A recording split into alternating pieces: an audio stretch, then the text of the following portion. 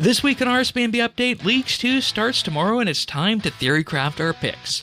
We break down our regions, relics, and combat blessings. Are there actually wrong choices? And which combinations could make for the best league? Hello everybody and welcome to a special episode of RSBANDB Update, the Leagues 2 Equilibrium theory crafting episode. We're going to go over what our goals are, our regions, our relics, combat blessings, and how they all hope to synergize. Zerdones, welcome aboard. I'm here. Happy to be here. We also have Bears, who asked to be on this show at the very earliest instance because you had so much fun last year. Yeah, great time with Leagues. Had a great time being on the podcast. So I'm excited to be back. And Thaxy, who does combat and PVM stuff with us, started back in the day with Emerald Bolts. Welcome back. It's been a while since I was on this show. It's good to be back. So what are we all trying to do here with our Leagues experience? 'Cause, I know from my end, I started with Leagues 4 on OS. We had the Catalyst League last year, and I feel like it wasn't until Catalyst last year that I really started figuring out what my exact methods were for this. I know for me, I'm probably going to try and go for Dragon Trophy this time, but what else? What are you guys thinking about what your goals are in general, Zerdones? Well, I'm pretty simple. This is going to be my second league only, so I'm kind of just YOLOing it, really. And my goal is just buy out the shop. Okay. So 50K points, 50K. I guess is my goal now that we know that number. All right, fair enough. That's a simple enough goal. How about you, Bears? I view Leagues as an opportunity to become super overpowered. So I'm going to try to find a way to be able to walk into bosses and kill them very efficiently and in Awesome. a way that I can't do it in the real game. So I'm looking forward to that fun challenge. Excellent. And Thaxy, I know you've done a good amount of OS leagues, but what are you planning for this time? Honestly, I am going to be, with the league only being 6 weeks long, and I'm actually gone for a couple of weeks traveling in the middle of it. We're going to see how far I get. Dragon Trophy being at 48K is nice. That makes it a little more attainable, but it is really just I am kind of just here for a good time. I am going off of the vibes for a lot of this. I have intentionally kept myself spoiler free for Haven Height, somewhat. I'm vaguely aware of what's happening on the island, but I haven't done any of the quests. I've interacted with none of the content on any account. I kind of want to do what I did with the fort on my second playthrough and play through it all at once, because that was a really good experience with the fort storyline. Yeah. Even we had problems with individual quests, but the whole storyline actually kind of it worked for me. It was enough variety in different quest types. So I'm kind of hoping that Haven Height does that same kind of thing for me. So I'm kind of avoiding it low key for this league. So obviously I'll still go there. I'll do whatever I need from Haven Height when I'm there. I'll do some of the big game hunter stuff, whatever. Tasks, those kind of things. But it's that and the thieving. I really have not interacted in any way with any of the thieving stuff. I've not done any of the heists. I haven't touched anything of pickpocketing chests, stalls, none of that. And so I'm kind of so my brain going into this is kind of blank on those things and still running off of past memories. But I'm just here for a good time. We're picking relics based on a lot of vibes and not a lot of min-maxing. Well, I mean, like we were talking about in the pre-show, vibe coding is a thing in this day and age. So I guess you're vibe leaguing. Vibe leaguing. I'm vibe leaguing. I will say I think I'm taking relatively standard things for both my blessings and region choices for the most part. I'm not breaking anything crazy there. There's so much content in so few places. For a lot of places it feels like for RS3. Looking at the boss list is kind of nuts. And Mistland's very heavy. Well, Mistland's very heavy, but that's nice. But so are desert. I think if you count the EDs, wilderness kind of. But then Asgarnia has so much in it when you also include the Ark and God Wars and all the there's just All right. Yeah. So anyways, that's a good way of and then the same thing with describing it. blessings. The blessings just I look at Path and I say, yeah, this one looks cool. And we'll get into those details. Yeah, fair enough. Yes, we will. Fair enough. And with that, you mentioned regions, and this is one of the things we were talking about last time, is how does regions stack at RS3? And, you know, I honestly think we're about to find out, because when we look at all of the different regions, like you mentioned, Misthalin had a ton of things in the region compared to some of the other ones where, you know, you question, like, what's going to be the point of taking a Fremennik or a Mauritania. But we'll see if anybody is there on the panel for this. So starting off with regions, we're going to go through them, ask why we're taking it, what it might enable, and what some of our goals are for it. So I'm gonna just start really simple with my first region. I should note that out of everything that I'm going to talk about in the regions, this is the least I'm sure of in terms of the order of where we're going to go. So I'm just going to say that my first region that I want to specifically highlight for me taking is Kandarin. And Shane wants player-owned farm. Why am I not surprised? No, it's not for the player-owned farm. It's for the skilling, primarily, as we get to the end of the league, because they did say there will be level 120 and 200 mil tasks that should be reachable. Yeah. But aside from that, it gives Ancient Invention and early access to Sunshine and Death Swiftness. Yep. So those two things combined with some late game skilling is primarily why I want Kandarin, and past leagues experience both in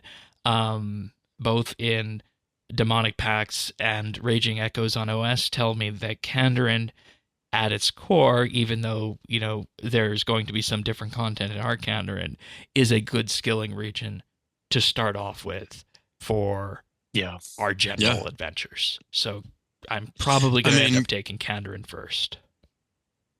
I literally spreadsheeted out because I was debating Kandarin versus someplace else. And it's like, you've got ZMI, you've got 2 dig sites, 2 like relatively good high-level agility courses, the Ranging Guild for fletching, Hurdle for if you need a Slayer Master. Like, there's red chins for making mechanical chins if that's the thing you're doing. Like, deep sea fishing. Tier 60 energy for porters, deep sea fishing. Memories.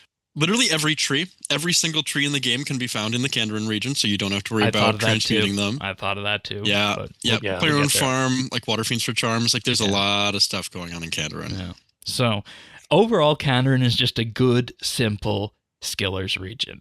And I mean, hey, if you want Ascension crossbows at the end, that's going to be relatively easy to get to, because I think that's the main combat draw of the region. But Zerdone's also Ancient Invention. Yes, Ancient Invention is a big one, which we'll get to as to how that's part of the plan later for me. Zerdone's, what are you thinking of for your first? Well, my order is also not totally set in stone, but I'm thinking probably Wilderness. Okay. For my first one. I'm not aiming to do a ton of PVM. Like, I'll probably do some PVM, but I'm not really wanting to do like a lot of high level PVM. So I'm going into Wilderness primarily for easy dungeoneering. And there's a lot of mining nodes in Wilderness that aren't in other regions. Also, you get the Abyss too. Gives you all the rune crafting. And you get the Abyss, altars, which is all full rune crafting, except for Astrals, I think. Yeah. But there's other ways to get Astrals in this day and age. Yes. Outside of Transmute. So, and I mean, you also can build a very competent build of any style with just Wilderness and Misthalin, if I'm being honest, with ED2 and ED3 and what they drop. And the Elder God War stuff, and you're set. Yep. So, yeah. And, you know, there's no question about getting caught in the crosshair of friendly fire as might happen on OS. No, that ship has sailed, so it's just smooth sailing, and it's just dealing with high-level Slayer monsters, which having access to high-level Slayer monsters also pretty nice. Okay. Yeah. How about you, Bears? I will say Asgarnia... Oh, no. Go on. Yeah. If you're looking for mining resources, you miss out on Bainite and Light Anamika with just Asgarnia in the starting regions. Yes, that's true. But Wildy has everything, so it's... I think those are the only ones that aren't, and I'm okay with that. How about you, Bears? Because it gives me access to to Primal as well. True. Oh yeah, true. That's big. What are you taking for your first one, Bears? So it's gonna sound like a cop out, but I have been toying between the first two that you guys just said, Kandarin and the Wilderness. Okay. Perfect. So Excellent. originally I was thinking Wilderness for all the reasons Zerdone said, but I was looking ahead to my blessing choices, and I wasn't gonna pick the one that basically takes away Sunshine, Death Swiftness, and Zerk. I'm like, crap, I kind of need those. So Yeah. right now I'm leaning towards Kandarin, but that might be subject to change. The locations, regions are the part that I'm missing or struggling with the most to decide. They're That's fair. more good choices than I thought. When I like originally looked at it, I'm like, there's not gonna be like it's gonna be obvious which ones to go for, and it's not. So. Yeah, the only one Region that locking hasn't is been obvious cool. for a lot of people is Fremenic or Mauritania, I think. There's cases to be made for everything else otherwise. Yes, I agree I with think- that. Can I take a brief side thing? Because I don't think any of us are going to pick Fremenic, and I need to defend my boy. It is, if you are skilling, if you do not want a PVM, Fremenic is maybe the best region. Because you've got no PVM, and you've got the Dragon Pickaxe and Hatchet relatively easily available. Like, okay, Dagonoth Kings, but they don't count. The biggest issue with Fremenic, I think, is that it just has so few points. How many fewer points does it have, though? So Fremenic has the second lowest number of points of any region. It has total of 4,800. Which makes sense. But that is still the third. more Havenite is the lowest. Okay, but the Havenite next is free. one, Havenite is free. The next one after that, the next lowest is Kandarin at just shy of 6,000 points. Yeah. So it's a pretty big delta. I think that a lot of the reason it has less points is because they're easy. It's hard to make hard tasks in Fremenic. I think that it is like if you were just a skiller, you want a ton of points without having to do a ton of like PVM. You want to AFK. You want to do like you just go left. You literally pick all the left things, like Terranin, Kandarin, and that, and like you just ignore Solak. Just ignore all the points from Solak, and everything else is doable. Like with relics, like Legio's become a joke because you can just stand still and Primage. Like I think you need to do like next to no PVM. It's all skilling tasks with maybe some like barbarian assault or something thrown in there. Oh, I forgot about that. We'll have to blacklist Oh boy, that. did we. Is barbarian assault going to be in Fremenic or Kandarin? I think Kandarin. I'd think Kandarin. I would think Kandarin as well. Yeah. But because Kandarin does have the barbarian agility course, so it must be. Yep. Right. Okay. Yeah. Everything south of the river, I think, like the lighthouse and up. Yeah, the lighthouse would be definitely north of Handlemore Mansion. Yeah. So what is your first region, Thaxy? Asgarnia. Interesting. I need to get ports going early, and I don't need advanced time early in ports because I'm going to be able to send all my voyages every day very easily without it. And it makes so like those first couple days of ports, you don't need advanced time. I don't need advanced ports going, but it is the daily that I just don't mind doing in the game. And like there's just a lot of like this. I really want to get smithing going early, which is going to be way more important when we talk about my relics. Because I'm not taking herbalist. So I will not have tools, and so being able to smith my own tools is, I feel like, going to be important. So I want to have access to like Artisan's Workshop and the Mining Guild like resources, and the Dwarven Mine, some of that. So that is Asgarnia is my first, plus like God Wars is cool. Yeah, I was wondering if Asgarnia was going to come up on anyone's radar, and it's good. Biggest look at the list of bosses there. I mean, it's genuinely like you've got all of God Wars, you've got the Temple of Aminishu, which is probably going to be how I train Slayer. Yep. Like, yeah, Asgarnia has a lot going for it. It can be a bit of a sleeper pick. AOD. Virago is interesting. Next. But yeah. It should be fairly easily soloable with the power creep we're going to have, right? I don't know about Virago. Virago solos are still kind of not a thing. I mean, I don't positioning. I maybe there's a way to do it, but I don't know that you can do P1 solo. Well, it is theoretically soloable. They did change it so you can do it in theory. How difficult it is, I couldn't honestly tell you. I don't know how persnickety it is. But there is a world where like there's some relics that I think make P7 really fun. Or P5. Yeah. Brain. Wow. Wrong boss. All right. So there's our first regions. This is the Leaks 2 Equilibrium Theory Crafting episode of RSBANDB Update.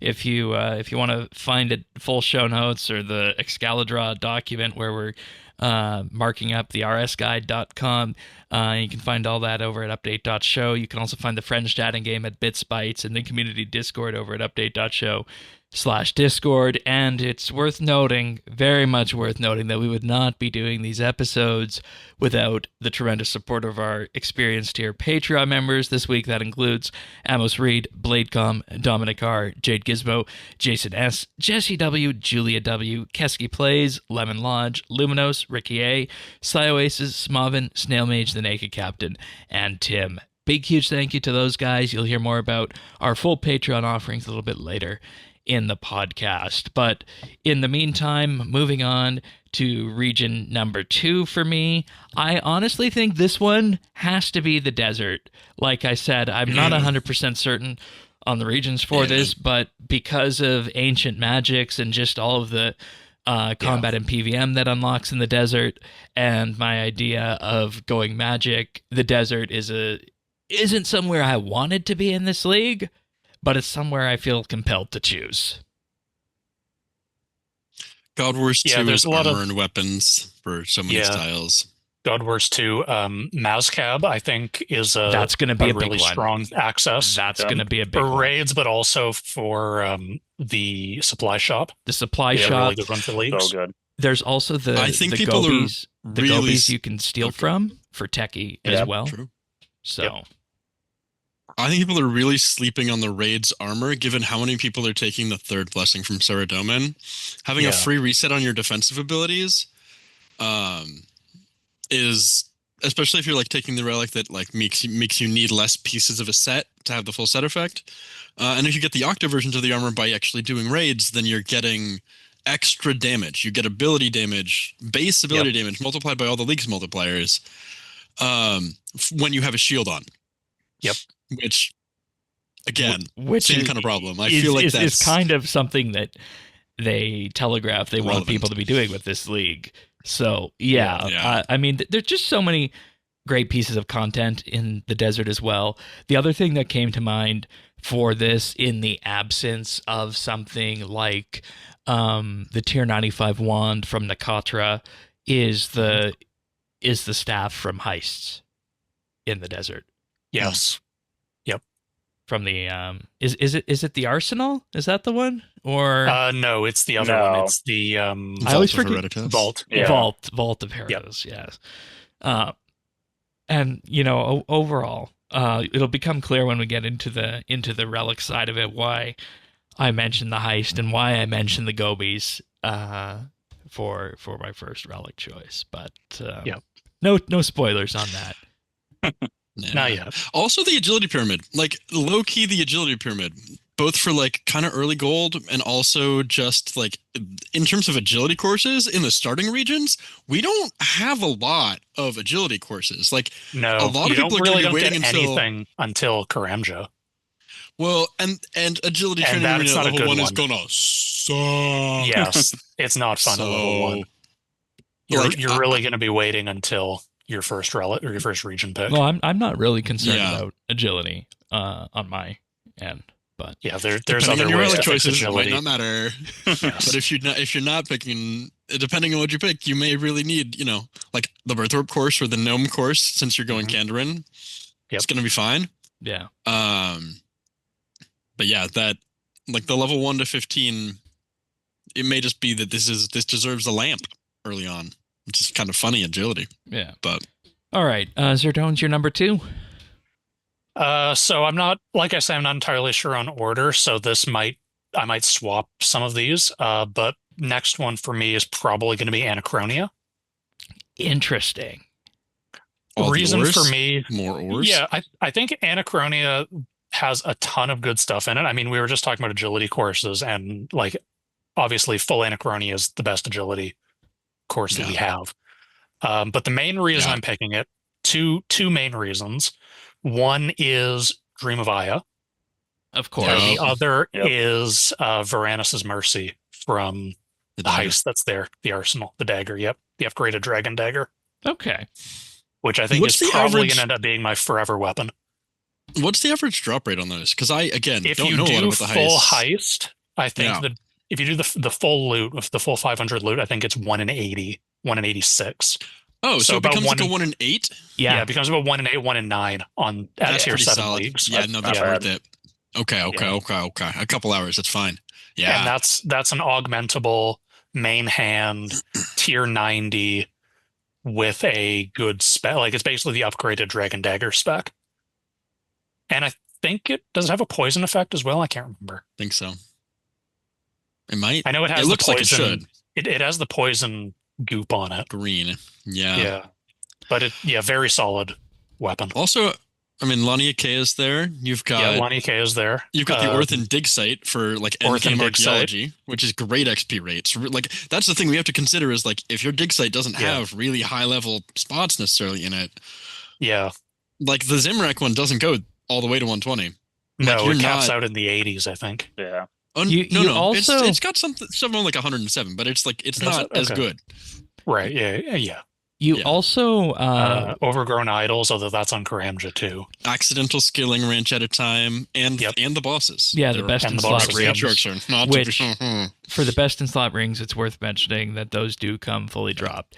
And this is a big thing that I'm tossing up at. There's still a world where things go differently, and I take Anachronia somewhere along the line, but I had other things I wanted to pick, and those rings factored into that. So yeah, the rings are nice, and that actually reminds me of something I wanted to point out about Bears' pick of Kandarin. Talking about the Sunshine and Swiftness, they confirmed. I can't remember if we mentioned this on the show on Friday, but they confirmed that Zamorak will drop. You'll be able to use the Codex drop from Zamorak to unlock the greater versions of those abilities. If I don't take Kandarin? Yeah. Wow. Yeah. So Zamorak drops Sunshine and Death Swift. Okay. The greater versions, and you don't need the lesser versions to unlock them. The trade-off is that you need to be able to reliably do Zamorak, so it'll be a later unlock, but you can still get them. Yeah, that's maybe we change my first one to Wilderness then after hearing that. Okay. Sorry. Yeah. Yes. Moving on to my second one too. Yeah, I'm just gonna work the screen. Go for it. Shane's figuring out tech. So, I mean, I'll just spoil my third one too, because it's between Anachronia and Desert for my second or third. They're going to both be in there, so I'm not sure which one is which. It'll depend where I'm at with PVMing. Another thing with Anachronia is Fallen Bombs. You can get those there. Right. And then Desert, you get a Masket to get the Tumikins armor. Yep, the mage armor.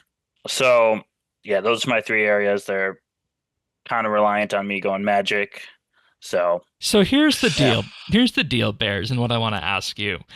Do you want Kandarin then for Ancient Invention? And what's your what's your perk strategy, right? Like, are you and see, this is the thing this is the thing that made me consider Kandarin, is that I can have the invention perks by setting up a scavenging farm with Scavenging 8 and the last Power Archive thing with Kandarin. Whereas if I don't do that, I'm basically saying I'm not going to do invention. So, well, in theory, again, to spoil something, like if I get the Power Archive that gives me 20 gizmos, like I don't need Ancient Invention. I can get multiple precise whatevers I can get. No, it only only one stacks. They don't stack. No. Yeah. Sorry. But so scavenging, you can still get whatever you want. So point made. Yeah. So like I'll be able to figure it out. I said it first episode. I don't like the idea of region locking. There's just too many tough decisions but it is what it is. I'm going to lose something. That's the gold. Yeah. And like some people like that. I don't. I just want I just want to hit stuff hard and not take damage. Love that. Yeah. So and, yeah, it's all subject to change. Because and missing on see, the that's the invention thing. sucks. It's like, do we want Ancient Invention and do we want Early Sunshine and Death Swiftness? Yeah. For me, Well, like for you, Ancient that might Invention's not be a worth it. factor, right? Or I mean, for me, that might not be a factor because I also want Kandarin for the extended later skilling stuff. So it kind of makes sense in that regard for me to take Kandarin. But for you, who just wants to lean in on combat, maybe you don't need Ancient Invention. it's not a good combat word. Yeah, I think I'll be okay without it. I think between losing, like if I was losing Sunshine, I think that would be a bigger deal. Mhm. So, yeah, I think I'm going to stick with the Wilderness, Anachronia, and Desert. All right. Something that also- I'm curious about that may make this easier for you. Are we sure Zamorak is going to be in the wilderness? He is. No, he is. Zamorak's no, he's Misthalin. not. Then He's not. He's I not. was He's gonna not. say, Zamorak is because the Misthalin. entrance is in Santistan, which is Misthalin. Yeah, Zamorak Yeah. is Misthalin. Yeah. Even like So I- Vorkath is Misthalin for some heckin' reason. Because Yeah. because they couldn't take Fort for N3 away.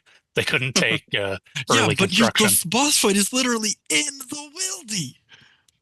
Well, so Zamorak. Like you see this little bulge right here? I guess that's This true. is the fort. Yeah, Underwieldy. Yeah. yeah. It's I want to just also do a very quick tangent. I'm not going to do math live on air. I've learned my lesson. But crit chance is less valuable than you want to think it is. In live game, crit chance matters a lot.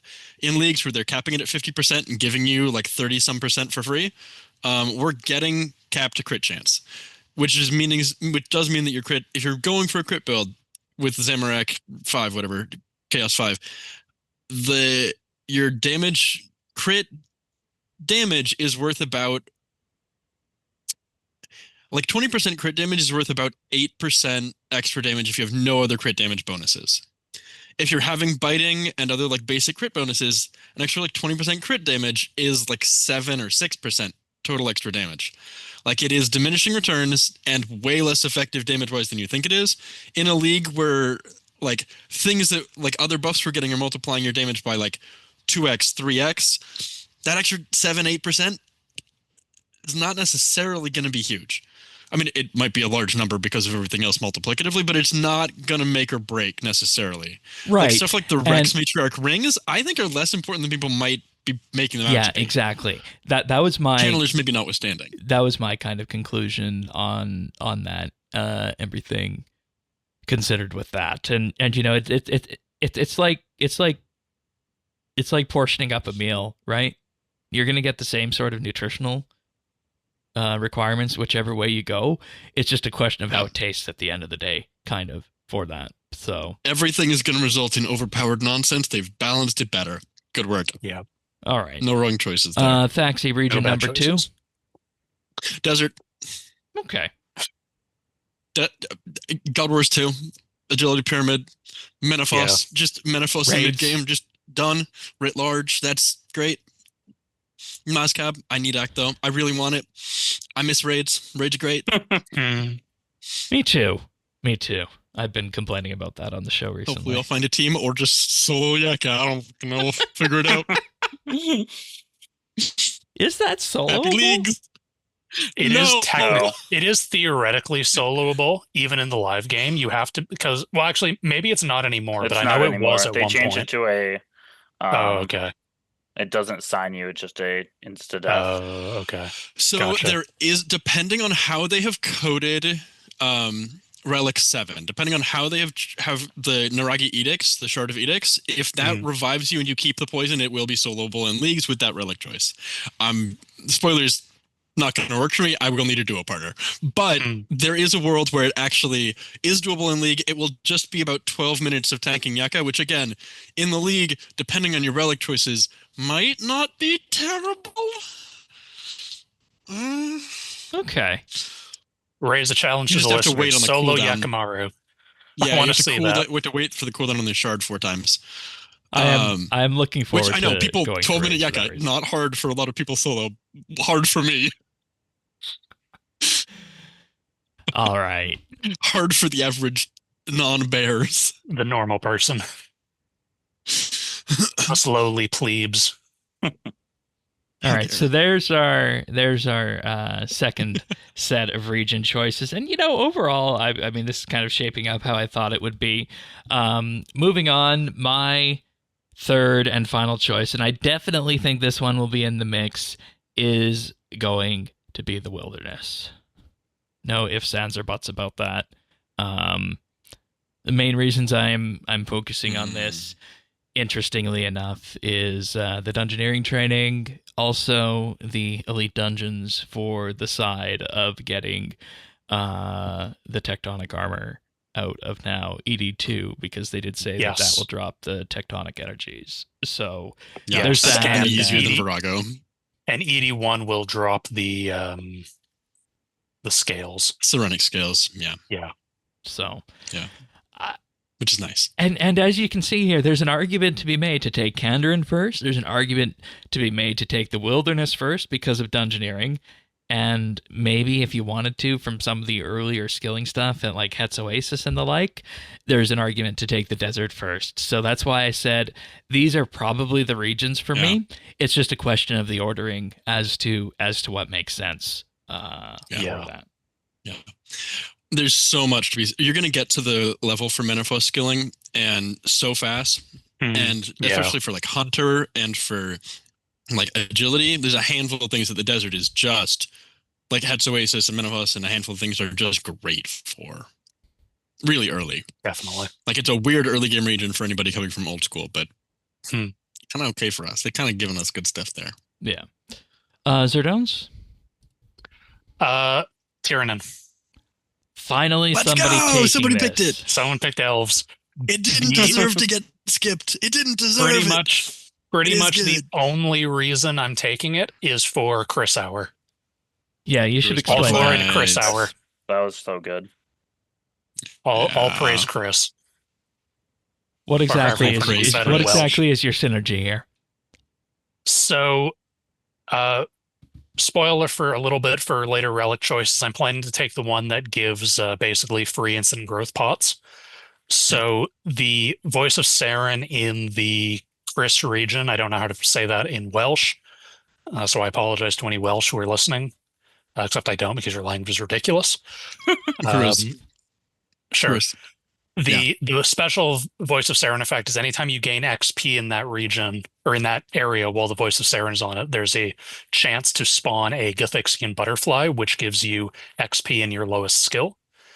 So when it's voice of Saren, it's really fun to just go there, plant seeds, and just get instant farming, and those butterflies just spawn constantly. And it's a really great way to just get XP in low-level skills. No, now that you said that, that reminds me with the thieving relic, there's the lamp stall as well in Menifos that can do a similar thing.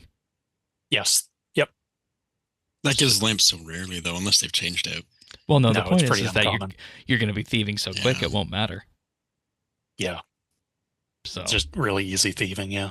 yeah. Yeah, and you know, But it also gives light, like Thaxy was mentioning, one of the ores that's not in the wilderness is Animica. Light Animica is in Tyrannin. Yep. Bane isn't, but whatever. Light There's other Animica also choices in the for that. desert, Yes. okay. but yeah, Tyrannin good. You going to go pay Solak a visit? I might. Maybe. Okay. We'll see. And See? another interesting thing that I did see on the list is that the incandescent energies are part of Tyranwin. Yes. They are. The Oh, they cutoff are. for that is the bridge Yeah. south of Castle Wars. So yeah, If you- Incan energy. If you don't pick Tyrannin for it, it does also drop from both AOD and Telos in either Asgarnia or Desert, if those are bosses you're willing to do in pretty hefty chunks. Like it's enough to make Onyx dust into Onyxes, but not enough to make a ton of porters. Yeah. So it's definitely a like, or you can transmute it. Yeah, If- buyer beware. For the majority of people taking transmutation. You can also one of the relics also drops it from its random item drop table. I don't recall which off the top of Yeah. my head. It's Voidwalker, Devout, but I if think? you look at how Oh, much you Voidwalker. get from it, it's not. You're going to be able to It's make not like two something to Onyxes bank on. from a full Okay. League's playthrough. Yeah, Gotcha. yeah, it's really unreliable. All right. All right. Too many things dropped from that relic, unfortunately. Sir dropped Jones, over to any Beag. any other notes on Taronwyn? No, I don't. Well, I mean, prayer. There's good, easy prayer there. If you have the money. If you have the money, yeah. There's We good, will. easy. I mean, that gives you access to one of the 2 shops that sell magic stones. So that's also Yeah. good, easy construction if you have the money. I'm here to guarantee you, we're all gonna have too much money.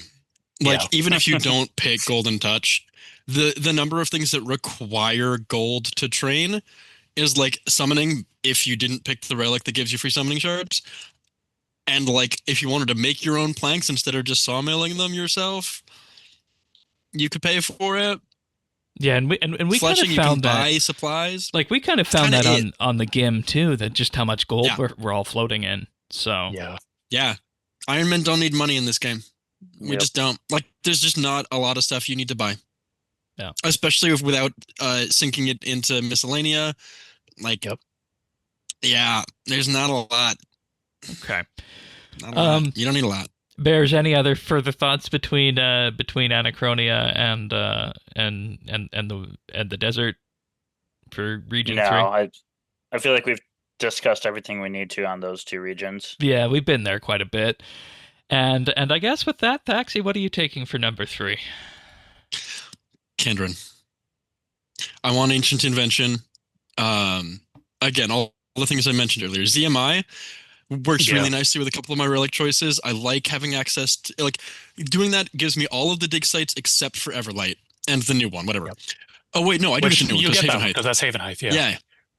So I get everything except for Orthan and Everlight. And that, so I don't need to worry about the like unlocking all the relics. Like, yeah, true, and Demonheim. But again, not worried about the Spirit Tapestry. The summoning going to be fine. Yeah. It's just like the agility courses are nice, like without Anachronium. Kurtal will be my best Slayer Master, which is kind of fun. I mean, or the Raptor, but like the Raptor is a decent. The Raptor's Slayer decent. Master. I'm planning on training Slayer through Reaper tasks, if I'm being honest. 100%. Yep. 100%. Yeah. Mole tasks for days. Heck yeah. So I just want to point out that this has ended how we thought, where nobody has taken Mauritania, nobody has taken Fremenic. We talked at the top of the segment. Playthrough? On a second playthrough skilling, 100%. I'm taking that. And there is a lot going on. Like, more, okay. I want to talk a bit about Mauritania. We're gonna please defend because we Mauritania. did Fremenic at the top about how that could be a good scaling pick. But Mauritania, the one thing I want to mention specifically about Mauritania, if you're building your league around thieving, is the Darkmire potion stall that allows you to thieve extreme potions, which could be a benefit for Overload Herblore making if you wanted to do that. So there are some things to do in Mauritania. I just think that people are, looking over it because everything else is so top heavy. Yeah. We know that people will not be taking Mauritania kind of writ large. Yeah. Everlight is nice. You get sticky fingers if you're not taking the relic. Vires are good. They're a good training method for prayer for a handful of things. The Salve Amulet is a relatively large damage buff that would be multiplicative with everything. 20% extra damage on top of your fuck tons of damage is done more damage. The Rot's shields. Everybody who's taking shield things, those Rot's shields are huge. Black Mask, if you don't have the Slayer, if you're not choosing the Slayer relic, and I think a lot of people aren't, Black Mask for the extra damage bonus, you can't make a Slayer helmet in another region. You have to have Mauritania. Again, there's a lot of damage bonuses, and then Rax. Rax is fine. The Rax weapons are good. Scythe, if you don't take turn-in, and most people aren't, right? Like, we got 4 of us, only 1 turn-in pick. You don't have halberds. You don't have easy access to a lot of halberds. Yeah. You get the Rune halberd from the Champions Guild. And Tumikin's Light from Desert. Can you get a Dragon Halley down there? Tunicans. okay, yeah, a mascot, great. A mascot, yeah. Thanks. We're gonna Isn't we're gonna there, spam that. Everybody who's got doesn't Voidwalker let you have a role on the dragon weapons table, and doesn't that include Yes, it does. Halberd? The entire It does, but dragon it's a items 50 table. It's a 50-50 if it gives you like a halberd though. And I think you can actually equip a dragon halberd without regicide unless they're changing that. So or I don't know if that ever has been changed, but that used to be the case. You couldn't equip a dragon halberd without regicide. To be honest with you. Yeah. So it is there's Mauritania has reasons to pick it. If you just want to be tanky boy with shield, like, and you don't want to be overcomplicated, you don't want, like, again, people that want a skill, that want a lower key experience, like, the problem with a lot of the regions is they're, especially like desert and wilderness and Asgardia, like, they're so boss heavy. Yeah. Like, that is, if you do that with Mistlin, that is 90% of the boss list in the game.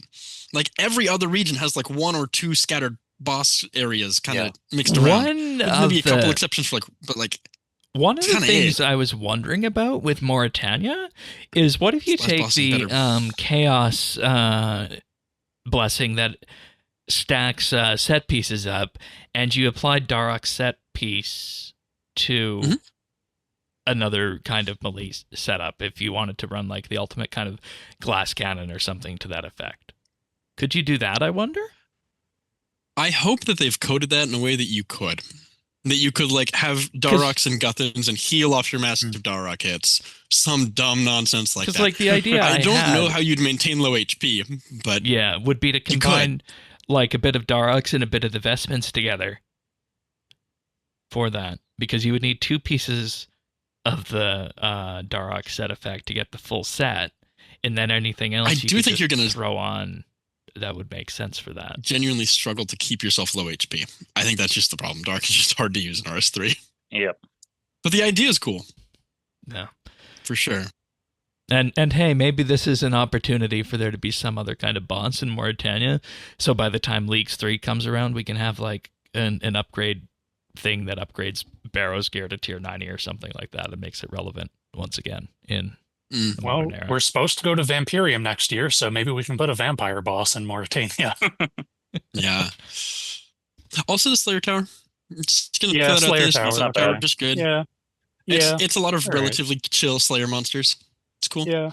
I mean, if you wanted to also stack your house up, you could get a bunch of crawling hands there too. Great. Exactly what I want on my walls. Definitely. Well, there's our region picks. We're going to move on to relics right now.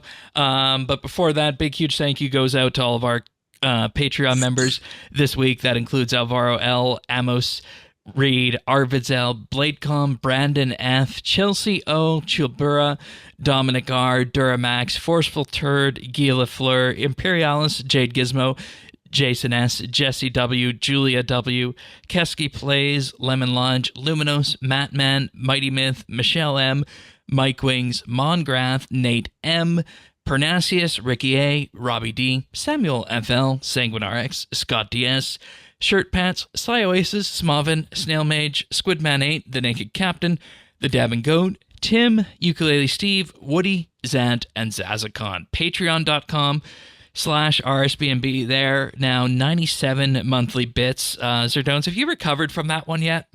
That last one? I think I have. I think the existential dread has faded a little bit. That's good. And if anybody's wondering what we're talking about, we deconstructed the Mod North interview and talked about what that might mean for the future of RS3. And, you know, it was a very interesting discussion going back and forth, comparing what they had on the menu for Dragon Wilds and OSRS, and, you know, what that ultimately means for the future of this game here. So if you want to hear about that, you can get that episode and 96 others for $1 a month at patreon.com/RSBNB. With that, you also get a thank you in our show notes and the satisfaction of knowing that you're helping to keep the podcast running.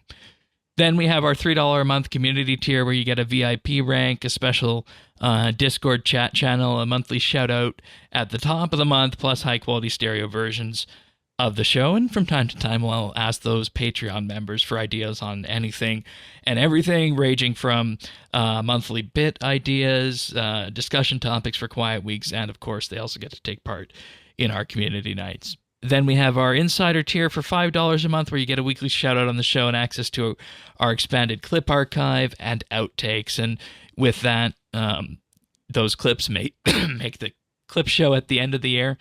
And plus, with that, you also receive the RSBANDB update Christmas card in December, which is only 4 months away, dare I say.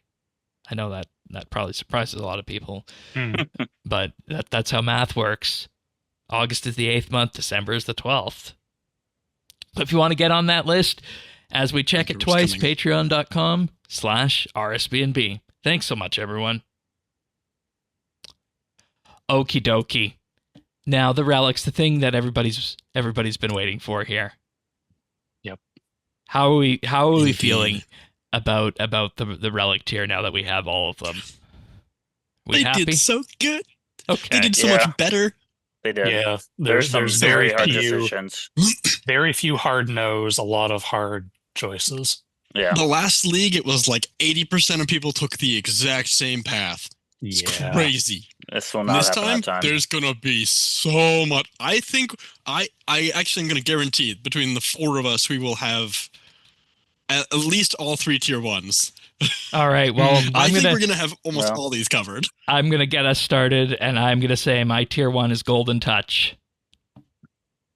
And the reason I want Golden Touch is that it solves agility and thieving I think is just a very interesting support skill in this league because of all the new thieving changes that came out. It also provides decent enough GP and prayer solves along the way too, which I think is important when you look at the league. And we just finished talking about how GP isn't going to be that important for this, but the main thing that I wanted to kind of just hone in on was just how much about thieving has changed in the last year. And looking at all of that, it was between this and Endless Harvest for me in terms of what the relic choice was going to be. And when I started looking at the fact that this might also give me herbs and potion ingredients, that brought this up the list, plus all of the various thieving things out there, like the Menaphos Lampstall,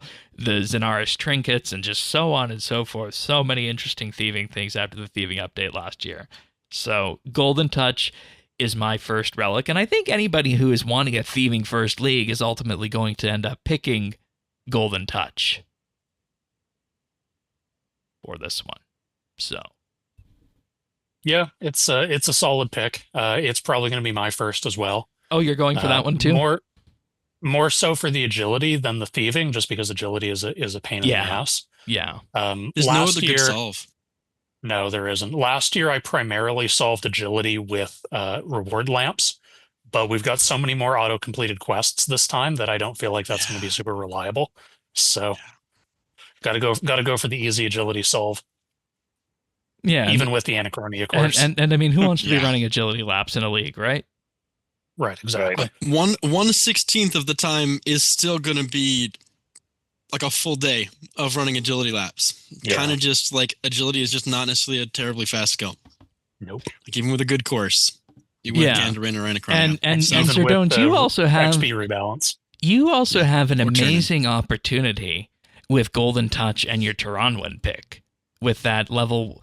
I forget what level is, but there's the Kadarn chest that you can thieve from that gives high level herbs and high level herb seeds.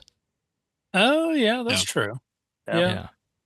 Even just AFK-able agility. Yeah, and I mean, if we're talking about Golden Touch, and if you wanted to make an entire build around Golden Touch, you know what you would do? You would take Kandarin, Fremennik, and Asgarnia, and you would have some of the most interesting choices for thieving when it comes to things like chests and stalls that you could steal from with this. So drop Asgarnia off that list and pick up Turnin, and you've just got exactly what I listed for your skilling and non-bossing option for our league. Yeah. It's almost like the thieving relic would be really good there too, because again, just the crystal chest you just mentioned, it's remarkable. Thieving. has done something since I've been back. The other Yes, chest it I was has. looking at was the Keldegrim chest, which gives Orichalcum and Necronium bars, as well as Orichalcite through Phasmatite stone spirits, if that's your thing. Right. Reminic for skilling, huh? Yep. Yeah. And then Those are pretty good. for Asgarnia, if you have Golden Touch, you get Bainite Ore, Dark Animica, and Light Animica, as well as the associated stone spirits in the Living Rock Caverns chest. Ooh, So good to know. Right so on. there are a lot of thieving synergies, and that's primarily why I chose Golden Touch here. But Bears, what are you taking for your first pick? I'm also taking Golden Touch. For me, I the was reason wrong. is thieving. You were right. On my GIM, I should have reset it and everything, but I easily have over 400 mil thieving XP on my GIM. It is just so easy. Like, okay, I'm gonna go walk away from my computer for 14 minutes, and Yeah. I'll just start thieving. Eventually, I'll fail, but I can come back quick, crystal mask again, start thieving again, and it's so nice. And like Shane was saying, just all the random loot that like you don't expect to get, like adrenaline crystals, or what's the other thing on my game that I trade away all the time? The pouches for ancient summoning. Oh, binding contracts. Yeah. So the archaeologist, and then like the low level buyers. I'll sit there for a day while working and AFK it, and then later that day I'm like, hey teammate, can you give me 100 overloads? I'll give you 500 binding contracts, and then we're good. So like I really enjoy thieving now with the update, and then not having to worry about money or agility. It feels like it's better than the other two options. I don't think the other two options are bad. It just, this one feels like the one that's going to work best for me. Yeah, fair There's enough. other solves for those skills later on too. It's And part yes, of the that's thing. true. Like, Yeah. and porters exist in RS3. Like a lot of these aren't necessarily terribly impactful. Yeah, and see, that's the thing I also considered with Golden Touch is that you can lean into these skills and go hard on things like thieving, right? You mentioned your 400 mil on your GIM. And I'm anticipating that I'm going to need at least one, if not more, 200 mil skills that aren't combat skills. So I see opening the door to thieving like that with this relic as an important option for that, to getting some springboard points. And the example of springboarding that I'll talk about is that in the last OS League, I took Endless Harvest plus Woodsman as my first two relics. And the reason I did that is because we were given Varlamore as our starting region, which has the Hunter Guild, which Hunter in itself had something absurd, like 2,800 points you could get on the first day by just going hard into Hunter. So one of my day one strategies, in addition to the Misthalin and Havenhive loop, is to go hard into all the thieving tasks I can go in on day one and get as many points to springboard me forward with it. So this is I a got great ton point. of points from thieving last year. Yeah, use your relics when you unlock a relic. Go hard on that relic, right? Like, because that's the overpowered picking thing the we're relic here for, and two, and you're not using it, there might have been a better pick for you. Yeah. Get your points. So, Thaxy, please provide some diversity, I hope. I'm so alarmed none of you picked Herbalist. I am sick. I feel like that, Herbalist? to me, going into this, my expectation is that Herbalist is going to be, I'm not picking it, is going to be the community pick. Is like, those tier 100 tools are so good at a level 1. Every single time you hit a rock, every single time you hit a tree, you're going to get a resource at level 1, which is nuts. Like, with the League's XP multipliers, like, you're not going to have to stop to like level your smithing. The problem is, like, a lot of the other ones is you got to level smithing to level any of your gathering skills, because you got to make your own tools. Like, we're not getting dragon tool drops. We don't, unless you're in like Demonheim for your skilling, you need to have the smithing level to make your own tools. And so like those tier 100 tools, ignoring the doubled resources and the resource bag and everything else that this gives, I am so alarmed that Survivalist has not been more popular for just like the speed you get resources at. That said, I'm picking Endless Harvest because the boy wants to AFK. Because I was going to say the issue that I see you. with the Survivalist tools is that they start to fall off at the higher end. And Are they augmentable? No. No. Yeah. And the ore in the wood Given box most of us aren't going to be able to get augmented tools, hold but still. more than the survivalist bag we're going to be given if you choose survivalist. So those two reasons are Survivalist is the also main herbs. reason I Can you need didn't them? pick that. How does survivalist give you herbs? Endless. Yeah, it does. That's the thing. It's a lot of herbs. It's like 15 herbs every time you get a package, and they're pretty. It looks like they're pretty frequent. But I'm picking in the service. The permanent banking for me is I know porters exist, but I just like it from day one. Like I'll make my own tools. I'm okay with it. Yeah. And I'm not picking regions that have Bainite or that have the primal ores. And I don't know how much I'm going to be able to do with the primal ores anyways. Like, I don't think Masterwork is going to necessarily be in range with me without transmutation if I don't pick it, which is I'm still debating, kind of, to be honest. But like that 10% chance to upgrade something to the next tier and infinite AFK means that I can be at work and like just leave my phone closed on a table, walk away, take care of all the stuff I need to for work. Whenever I come back to the computer, just touch the screen once, and just mining Phasmatite, I'll just get a bunch of Bainite. Yeah, and mining Animica, I'll just get a bunch of and what you have highlighted, Novite, I don't know. the 100% stamina while mining, I think that is probably, and the archaeology time sprite thing, I think that's probably the big reason to pick Endless Harvest. And if thieving wasn't in the position that it is in now after the 120 update, I would be with you. I would be with you on Endless Harvest. I agree with that. Automatically following switch fishing spots, I feel like is also maybe less so for RS3, but especially for early game, going to be really nice. Yeah, same thing with trees regrowing. Like mechanic. like you have to wait for the tree to regrow, so it's not continuous like the other skills would be in this, but it is nice. I think archaeology is the problem. The problem with this is that it doesn't solve archaeology. And that's the other thing with Survivalist. The 50% chance to automatically restore an artifact completely solves archaeology. Yeah, that's fair. Double archaeology mats plus restoring 50% of them automatically, so they take 0 resources, is better than the archaeology relic. Like, you will have an easier time training archaeology than you would with the actual archaeology relic, probably. And archaeology is so slow. I wish they gave us a matic. This doesn't include a matic. But last year the real pickaxe good. worked as a matic. They said, What? well, they didn't say it would this year, so I was taking it as it's not.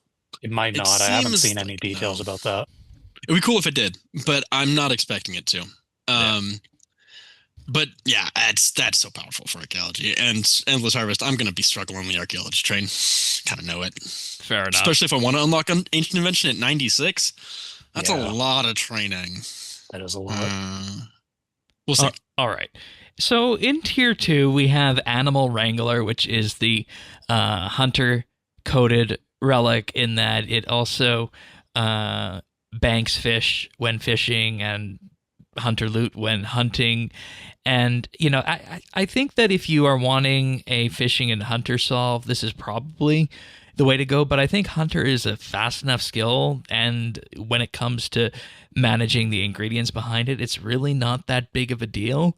One of the special things that comes from this is the idea of getting a random herb seed, tree seed, or fruit tree seed when catching a fish or hunting. So if you have Endless Harvest, you can kind of just pair these together, and there's your seeds and whatnot solved. And this would be an interesting way to go, honestly, for the farming aspect of this league. But what I have decided to do this time is I'm actually going Divine Druid.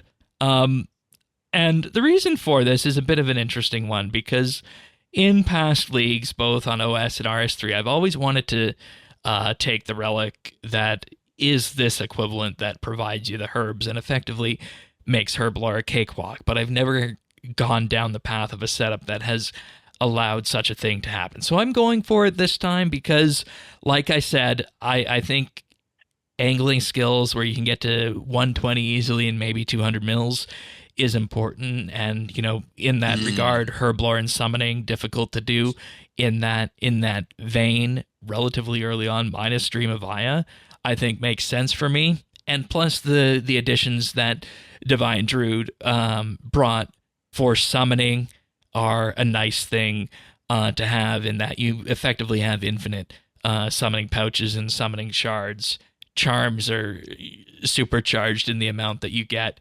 And this was that relic you were mentioning, Zerdones, a little while ago, that whenever you convert memories, you have a 10% chance to get a random porter or divine charge deposited directly to your bank. So I'm going Divine Druid in this case, even though I could make a case for both Animal Wrangler and Superheated on my end.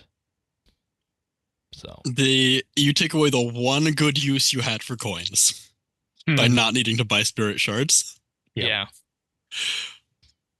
But the Herblore itself is really, really solid. It's hard to argue with that. It is nice. And then plus the mailer potion recipes, so you can, if you can get a hold of crystal flasks from stealing or other things, like I don't think I'm going to have some crystal flasks in my regions. Okay. Unfortunately, you might be able to get them from something else, but yeah, like a relic. But the summoning familiars boosting skills extra is really cool. What's the other thing I was looking at of this is just like actually dope. Yeah, it's cool. I will say, I think we want to be really careful not to overcare summoning here. How hard summoning is going to be. Getting 200 mil summoning is, especially at endgame, is going to be like the equivalent of getting as many charms you'd need for 99 regularly. Yeah, it's not that bad. Doable in a day. Yeah, like especially that's given real easy. Given that summoning charge can now be thieved from Zenaris, so getting 99 summoning is going to take like 1,000 crimson or blue charms. Like it's just not going to take that much, especially if you've got just like any region. If you have access to an obelisk, which as a reminder, there's not an obelisk in this. Oh, is there one on Haven Height? There is. Yes. Okay. It's and I guess there's own technically one on Karamsha, but don't. Deal. Yeah. So. Yeah. Summoning is going to be. It doesn't even need to solve practically. It's so fast. Yeah. And you just need to be able to get your secondaries. Like I would like. You know, the one thing when I was looking at my relic list in the whole is that the biggest problem I have is going to be smithing, if I'm being honest. That is probably the skill that's going to be the most difficult out of anything that's here. So there is an argument for rejuvenation to one of these other relics later on, but that's spoilers for after. Zerdones, what are you at for tier 2? Well, that's a good segue because I'm leaning superheated. Okay, tell us why. I've been waiting for somebody. Because I see smithing as being one of my major important skills. As Thaxy said, taking Golden Touch, you don't get the tools, so making tools is going to be very important. I'm planning to go melee gear-wise, so making armor is very important. Plus, I mean, fire making is not hard, but it's a pain in the ass, so making that easier will be nice. I mean, like free infernal ads, essentially, and free, what's the one that does the cooking when you fish? Whichever one that is, like that's also very nice. Bait and switch, yeah. Free bait and switch. Like cooking isn't hard, but it's personally, in the main game, it's my lowest skill, so having that for free will be very nice. So it solves a lot of things for me. Yeah. All right. Fair enough. Bears? This would be the source for your crystal flasks, by the way, Shane. Yes, because that one drops crystal flasks. That's right. Yeah. I'm going with Divine Druid as well. The Herblore is one of the most important ways to boost your combat with overloads and potions. And then summoning is nice, but this isn't a big summoning thing. And then unlocking the potion recipes is the big part of it. Once I saw that, I was an insta choice. This was one of the easiest tiers for me to decide on.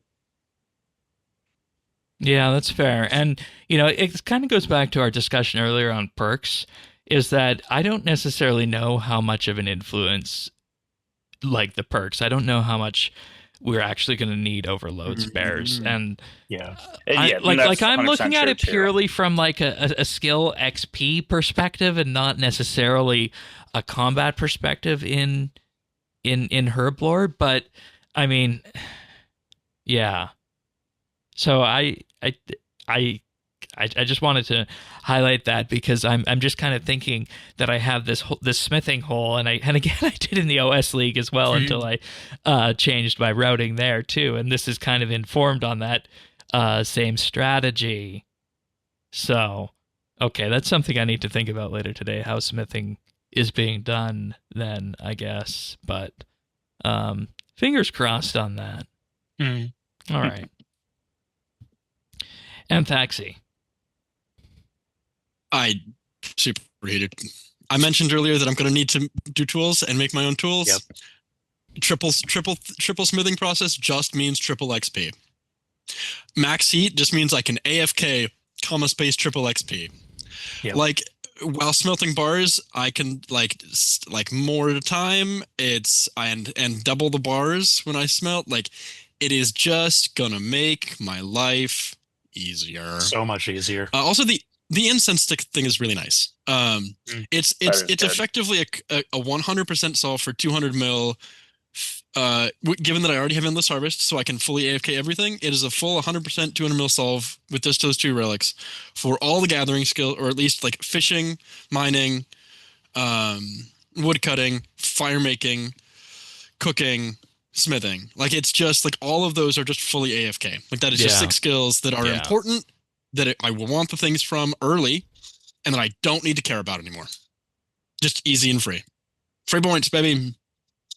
And like we said, I'm not going to be able to play. And like we said, you know, when it comes to your points and whatnot, you know, considering all of that, it's important to realize that if you're not going to be using these relics early on, maybe choose something else for that. Rejuvenate into them later if you're not going to use them early. Yeah, exactly. Yep. Don't pick it if you're not getting points from it right now. Yeah. Moving on to tier 3, and they did something very different this time. Tier 3 is normally the teleport tier, and rather than providing teleports this time, these ones actually provide benefits in addition to the teleports, because as we all know, and we talked about with the construction episode, teleportation and getting around this world is actually kind of solved. Not hard. So we have, starting at the bottom, we have Voidwalker, which is the abyssal conduit that basically combines a bunch of jewelry teleports into one item that you can use. It's basically free passage of the abyss. Yeah, free passage of the abyss. And it's all the stuff that people would have on a passage of the abyss. So. It will give you void shards every 3 minutes, which will always contain a clue scroll. So if you're looking for clues, you might want this. But you also get a roll from the following categories of invention materials, ancient summoning pouches, blessed fire spirit rewards, crystal essence, divination materials, divine geodes, dragon equipment, and golden hawk feathers. The issue here with Voidwalker for me is that things like the invention materials are just not reliable enough to choose Voidwalker as a choice. So I'm not going with that one. The drop table is very big, which is very useful, but it's a double-edged sword. Yeah, it makes it so that getting like a ecliptic component or a biting component really isn't that common. Unlikely. Like actually unlikely. Yeah. Yeah, you'd be better off with scavenging. Unlikely. Yeah. I'm not taking Assassin's Insight because, like I mentioned earlier, I plan on training Slayer through Reaper tasks. The only reason that Assassin's Insight might come up on this list for me is if there's a major task in the desert that involves completing the Slayer Codex, because Assassin's Insight guarantees you to capture the Slayer monsters into the Ushabtis 100% of the time. Yep. It also lets you pick your task, and being on task is double catch. Well, would be double catch chance, but I guess that doesn't matter. Never mind, ignore me. So, as people might be guessing, I am taking Nature's Network, which is the farming guy takes the relic. That means he doesn't have to farm. Well, there's nothing else to really pick. This one makes the crops grow instantly. It provides me an extra source of herbs, and it provides the teleports to the spirit trees, the fairy rings, and the farming patches. Like I said, I mean, I could take the other two, but they just don't really speak to me in that way. And again, I'm looking again at another skill in terms of getting to 120s and 200 mils. Nature's Network can help that for farming. So, yeah. All right, Zerdones. I already spoiled this one earlier. I'm also going Nature's Network. Having the free instant growth pot effect for farming is going to be great on Kieran and Chris Hour. Plus, I mean, I took the equivalent of this last year, the teleport, Fairy's Flight. And I think that was a little bit of a dark horse pick. I think most people It always took is. the Assassin's one. Yeah. But honestly, I feel like it's the most generally useful teleport item. So I don't plan to do a ton of Slayer. I don't think the Passage of the Abyss is nearly as useful. I don't plan to do a lot of clues. So process of elimination. All right. Bears. I was going to take Assassin's Insight until we discussed it more. I've switched to Nature's Network. Okay. Assassin's Insight, it felt good. Like I need to do Slayer, and then wait a second, I can just do Reaper assignments. Yeah, I you can don't do actually infinite need to Reaper do assignments. Slayer. Yeah. So I agree. Nature's Network, getting to be able to easily get the herbs you need, that's worth it. The teleports, like Sir John said, are better than any of the other teleports. So yeah, this one. All right, Thaxy. Can I put you down for a Nature's Network, or can I sell you something else here? Oh, Shane. Are you telling me I don't have to farm? Yeah. There was no other choice. There was no other choice. This one was solved with zero other benefits. Crops go infinite instantly. You could put the other benefits from this on the other relics. I would still pick this one. Yeah. It's very good. The 10x herb seeds is really nice, given that I did a look through last night. My goal is to avoid a certain relic involving transmuting things. And I'm like, all right, what is everything that this could potentially give me? And do I have a source for it elsewhere? And man, herb seeds, it's going to be close. There's going to be some of them that I'm kind of hard to find, maybe. Having 10x it's just so nice. Everything instantly noted, not that it matters because it's endless harvesting to my bank anyways, but in theory it would be nice to have it noted. I don't even care. Going instantly makes me not have to do a farm run every X minutes. Perfect. Great. All right, fair enough. I will also say this is also my choice for both farming but also herblore solves. Yeah. Probably. Yeah. Because the other herblore solves, like Divine Druid is okay for it. Herbalist is the actual answer. I don't think we talked about it, but the Herbalist sacks, in addition to giving like 15 of a noted herb, Herbalist also gives secondaries, including you're the talking about the secondaries. packages that comes from Golden Touch. Mm-hmm. No. Oh, is it Golden Touch? I yes, thought that was it's Golden Survivalist. Touch. It's Golden Touch. Oh, then never mind. That Golden Touch is also because it's those secondaries from the Anachronia ones. Like they give you Spark Titan. Like you can make adrenaline potions. Right. They give you Arbok. You can't get Arbok anywhere off of Anachronia if you don't pick it. Nope. Like if you're not having Anachronia, Golden Touch is going to be real good for actually having a lot of those high-end potions to do the fancy rotations with, because you can't adrenaline potion is going to be really hard to make in a lot of places without having Golden Touch or Anachronia unlocked. Yeah, that's fair. So, all right. Yeah. Moving on to tier 4, and I'm just going to start running down this list of tier 4 relics because there's one that everybody's going to pick because it's the shiny object in the room. First Crystal's Grace is an Omni Tiara that grants you unlimited teleports to all runecrafting altars in your unlocked regions. It also gives you the ability to unlock all the magic spells across all spell books. But when I last looked into this, and somebody can correct me if I'm wrong, you still needed the ability to go and unlock, say, a lunar spellbook or an ancient spellbook for this, right? I'm not sure that. I don't think that's true, because if that's true, then that benefit is kind of useless. Okay. Because lunar diplomacy will be auto-unlocked, will be auto-completed, so will Desert Treasure if you pick those two regions. Oh, Shane, War's Grimoire. If you have and War's Grimoire will let you. War's Grimoire it's auto unlocked with the tier 3 or 4 or whatever combat blessings. All of War's reward stores. So you'll have War's Grimoire by default to switch them as needed. Okay. I think. So it just unlocks all the spells then. But this is also a runecrafting solve in that anytime you're scaling, it provides you Crystal Essence, which is stackable and can be used in place of Pure and Impure Essence. So you just stack it up, go to a runecrafting altar, and spam click. It also is your Necromancy solve if you're going Necromancy to do rituals, in that it makes it so that multiply attraction and protection glyphs are always active.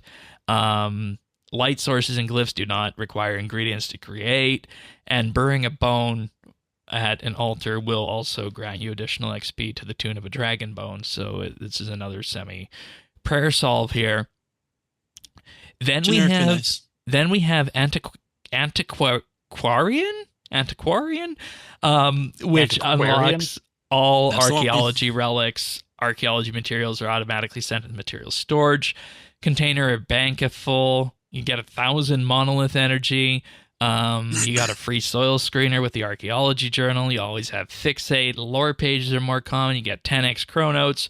Restoring an artifact costs half as many materials. Ancient caskets are rewarded when completing a collection. And you'll always have 100% focus when you receive an artifact or lore page. And divine geodes can be found when excavating. And they contain archaeology materials. So that's an archaeology solve if you want that. But the one that I'm going for, and I questioned myself at the start of this if I was going to do what I did in the OS League and go for transmutation, but I am going for transmutation just because it simplifies things. Can I sway you, Shane? Can I okay. attempt to sway you? Because I think you may want to make a different decision here. Because you're not picking Mauritania. So you don't get sticky fingers unless you pick this relic. And being able to thieve 50% faster could help every other thing that you're planning to do if you're basing your league around It's not going to make thieving. that big of a difference. Maybe, but it's also like it's a combat buff from having access to all the combat relics, because a lot of them are locked by like 4 or 5 different regions. You have to have access to. I haven't got to my rejuvenation picks yet, Thaxy. You don't know what's at the top of my rejuvenation list. And it's such a skill. Like, there's a lot to be said. There's a lot to be said for the archaeology relic here. Well, of like solving a lot of skills, especially if you're not going superheated. You've got the cooking and the fire making sorted. And the other thing to mention about transmutation is that I can get a stack of porters, right? And then I can just go mine a low level ore, like iron or bronze even. Okay? And then I can transmute that up to whatever I need. And that's how I do smithing. Mm-hmm. Yeah, it's a good general resource solve. Yeah, primal ores. Yep. And it's also seeds. You can go master harvesting, collect a bunch of apple seeds and make them all into elder trees. Exactly. So, as much as I didn't want to do it again, I think I'm going to do transmutation again. Specifically for those high-level resources, and even the necromancy stuff that's on this list here too, because it transmutes inks, mementos, and ink, mementos, plasm, and candles. Yeah, it's very useful, especially since the shop will be infinite, so you can get just infinite everything. Yeah, you get basic ink from the shop for 10 GP, and you make it into powerful ink, and then you don't need ink anymore. You get, in addition to all the seeds, like you have infinite of every herb seed. You can get Arbuck seeds without having access to Anachronia. You can get the runes. You can get time runes without having access to Anachronia or having to mess around with the ZMI. There's also something else crazy that I was... if you're not picking... if you need incandescent energies or even radiant energy, the tier 85 energy is used to make... If you wanted to get Bane, you can get like the tier 85 energy would, well, you can get Bane anyways, but like... Let me tell you 2 other crazy things that I'm considering doing with transmute here. And it involves the farming skill. Of course it does. Shock. Of course it does. Prickly no one is surprised. Prickly pears provide defense XP. And sunchokes provide strength XP. So with the farming relic, and you combine all those. There's one for agility. There's one for defense, and one for strength. You know what's the craziest of these? Is there a butterfly bush on that list, Shane? There is a butterfly bush. So you're telling me that you can get Cruisow without going to Terranin? It's a rare chance that you can have a butterfly appear with that, but yeah, you can spawn your own Thaxy butterflies with that. But if you can buy herb seeds, additionally, yes. No, that was not related. Anyways, yes, good, powerful, and like the XP seeds exist, and like I mentioned as well, when it comes to the need to make those pieces of equipment and to make those kind of bars. All I'll do is I'll just go get a porter and then go camp myself at some ore that I can just, AFK. And then all that ore will get transmuted up to whatever tier it needs to be to do the requisite smithing training there. Yeah. So transmute for me oddly synergizes back to farming, which is a shock. I know. No one was surprised. Zerdones? Not even a little bit. So I'm actually a little bit torn on this one because my initial thought when it was announced was, I'm going to take transmutation for the resource solves. It's also a magic But solve now- to 200 mil. And that's the other reason is it is the free magic AFK. solve. And it's also, as you said, effectively a necromancy solve. And I'm not planning to do a ton of necromancy. Unlike last time I mained necromancy as my combat style. But I'm not planning to do that this time. Yep. But as I'm thinking about it, I mean, the magic solve is still a factor, but Time runes. most of the resources I'm going to get or I'm going to get from my regions because I'm taking Anachronia, so I have time runes. I'm taking Tyrannin, so I have Animica and incandescent energy. And I'm taking Wilderness, so I have primal ores. Really the only resource, I mean, I'm going to get Wood. seeds from everything else, right? Wood is the big one. Yeah. I think the thing that I'm missing is Eternal Wooden Magic. seeds. Yeah. I'm kind of curious, actually, if they're going to give us the Eternal Magics in Haven Heights. You need to go talk would to the assume that- Illusionkin in the Eagles base Peak game we first. Yeah. did. They But said that's not they said you necessarily won't. true in leagues. Oh, They did said say you that? won't. Okay. They said Eternal Okay. Magics are a candor and benefit. Okay. So transmute Okay, will so- be required for that. And So- to be fair to you, Zerdones, you are in the exact same position I was in the OS League, and I still took Transmute and found it very useful. Because most of my So- resources there were available. It's still going to make Yeah. gathering resources faster. It's still going to make It if you is. want sailfish, you can get shrimp. If you Yeah. need primal ores, you don't have to mine them in the wilderness at one ore every 2 minutes. You can get them by just mining copper, and then Yeah. just this thing runs passively in the background. I don't know if it'll run with another project window open. It should. But if it works like It should. if it works like old school, you can literally be running like you could do agility laps while you're transmuting, and it'll automatically keep itself going, which is Right. Yeah. on old school that was really nice. Yeah.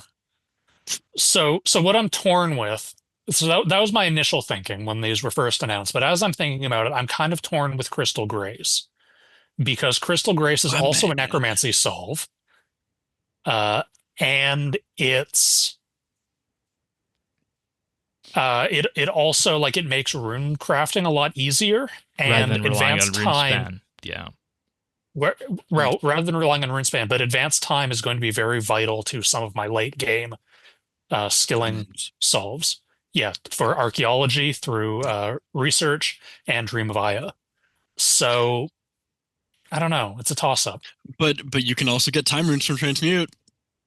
You can also By steal just time making air runes. runes. That's true.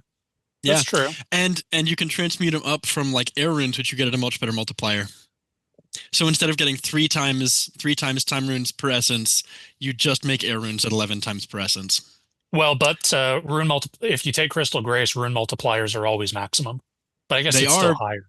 But its air runes are still higher. Transmute is Yeah. still just better. It's a better solve for time runes somehow. Transmute is somehow a Okay. better solve for time runes than having the time altering Crystal Grace. I should also Crystal note Grace is that it looks pretty, but it's just not.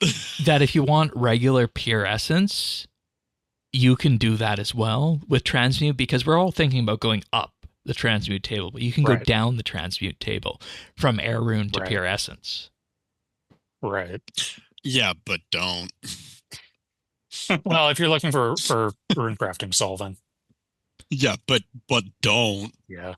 That's what Okay. the chest, Sedrador's chest in the Wizard's Tower is going to give you more essence than Yeah. you will need at a 16x XP rate. Yeah. You don't need essence. So- even in addition to the stuff dropped by the Abyssals in the Sentistan Asylum. So where am I Nah. putting you, Zerdones? I guess put me on transmutation. I think Thaxy, you've convinced me. I've convinced you out of Crystal Grace. Perfect. You've It's gonna be convinced me really back to funny my really initial shortly. gut feeling because you're going to choose Crystal Grave. Fuck yeah. Go ahead, Skilling. Bears. Go ahead, Bears. I'm going with Antiquarian, however you pronounce Ooh. that. There it is. Oh, This one just feels good. The 1,000 monolith energy gives Mhm. you so much more power creep than I think people are Yeah. giving it credit for. If you're going for a Um, PVM build, yeah, definitely. Yeah, like every single combat, relic being unlocked right away. Like I can even just throw on Luck of the Dwarves relic, and I Yeah. don't need to worry about getting Yeah. a Hydrix for that.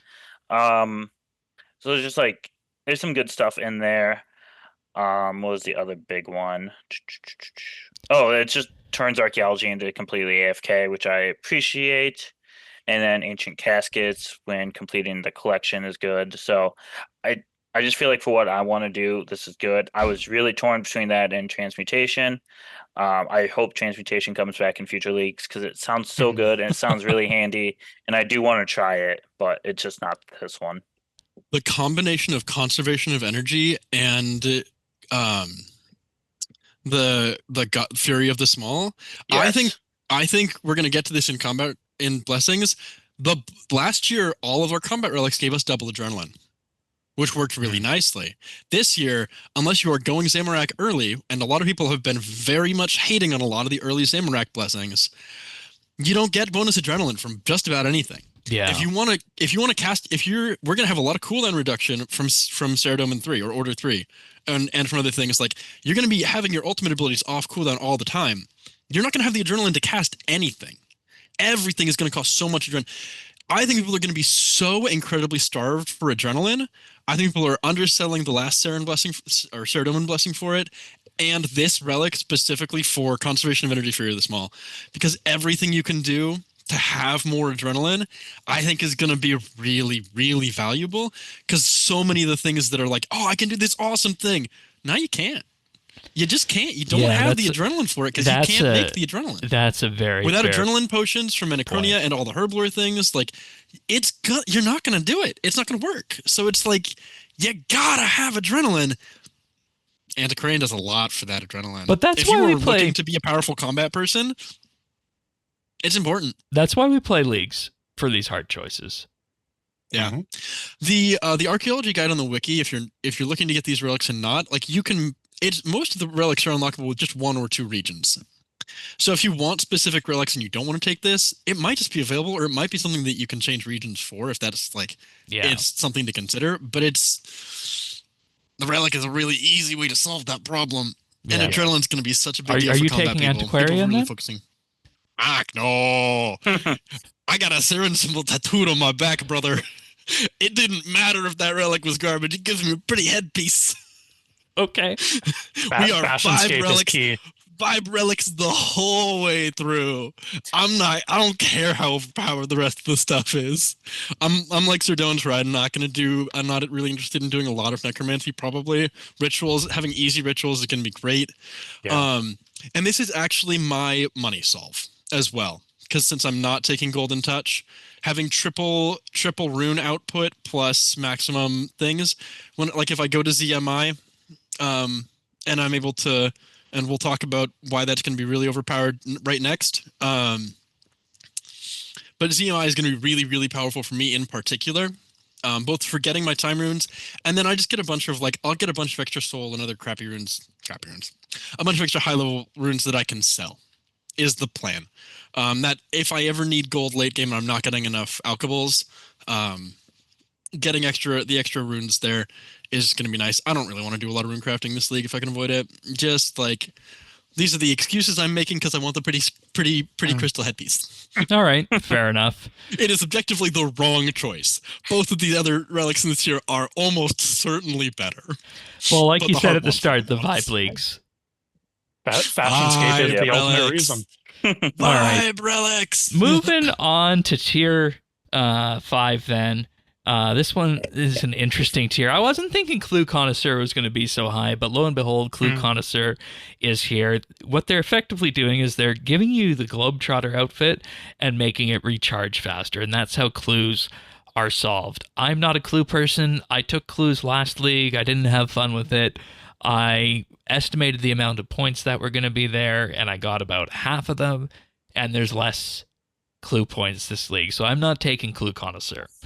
Then we have Devout, which is a summoning familiar that's permanent, that has 32 inventory slots, but also lets you note and unnote things, and access the bank. Access the bank, as well as boosting stat boost familiars by a factor of 3, and those stat boosting familiars also give you 10 XP before league multipliers whenever you gain XP in those skills if you have the familiar out. Do not undersell this. Do not undersell this even slightly. The Stranger Plant can now boost your farming level by 12 just by talking to it. That does mean that you get about 10% more XP from every herb patch you harvest. As a passive effect, no scroll, nothing. You just talk to the damn plant. This isn't This isn't the one that boosts those invisible skill boosts. Which is the one that does that? It's not invisible. It's a visible skill boost by talking to the familiar. You should be doing this every time you do a farm run on the main game because it will give you more herb yield. I don't make the rules. It does have to wear off before you can renew it, so this is kind of a bait, but it is still an average of plus 12 level boost, which is nice. No, there's just a bunch of random I stuff. Messed up on that. Where's the one random stuff like that? Where's the one that was I reading something about that, or did I dream that up? That stat boosts were increased by 3. No, that's somewhere. It's in there. It's in Devout. Okay. Is it in Divine Druid? I don't think it's in Devout. Is it in Divine Druid? Yes, it's in Divine Druid. Oh, it's in Divine Druid. Okay, so summoning familiars boost skills, boost them by 3x. Okay. What Devout does is that it'll give you XP in the skills that they skill boost. Yeah. So if you don't want to train, like, I think somebody made the good excuse of like the Abyssal Stalker, I think it is, that does thieving and agility boosts. That's 100k an hour passive thieving and agility XP just by having it following you. So which is pretty big. Wanted agility, which is not nothing. It's not nothing, especially again for those like early levels that are kind of obnoxious. You'll pass them really fast. And keep in mind, last time people didn't take Banker's Note because we were struggling to find use cases for it. But this time I'm taking Production Master, which is the relic that provides you the Brooch of the Spirits, will periodically spawn all the things like Saren's Spirits, Divine Blessings, provide you unlimited urns, make it so food doesn't burn, and most skilling activities are all processed at once, and provides a +6 boost to construction, cooking, crafting, herblore, fletching, and smithing. And like I said, the reason I chose this one is because the past 2 leagues that I played, both OS and RS3, I took the Clue Relic, and after I finished with those clue points, I was wishing I had Production Master. So this time it's Production Master. Just take Production Master. No questions asked. So I am here to hate on Production Master solely because it is the boring option. It is unquestionably possibly the most powerful relic in the entire league. Just as a points farm goes, it has you can fit so many buffs in this baby, like Smack's Hood of Car, like all of the skilling stations and the urns and but it doesn't change your gameplay loop.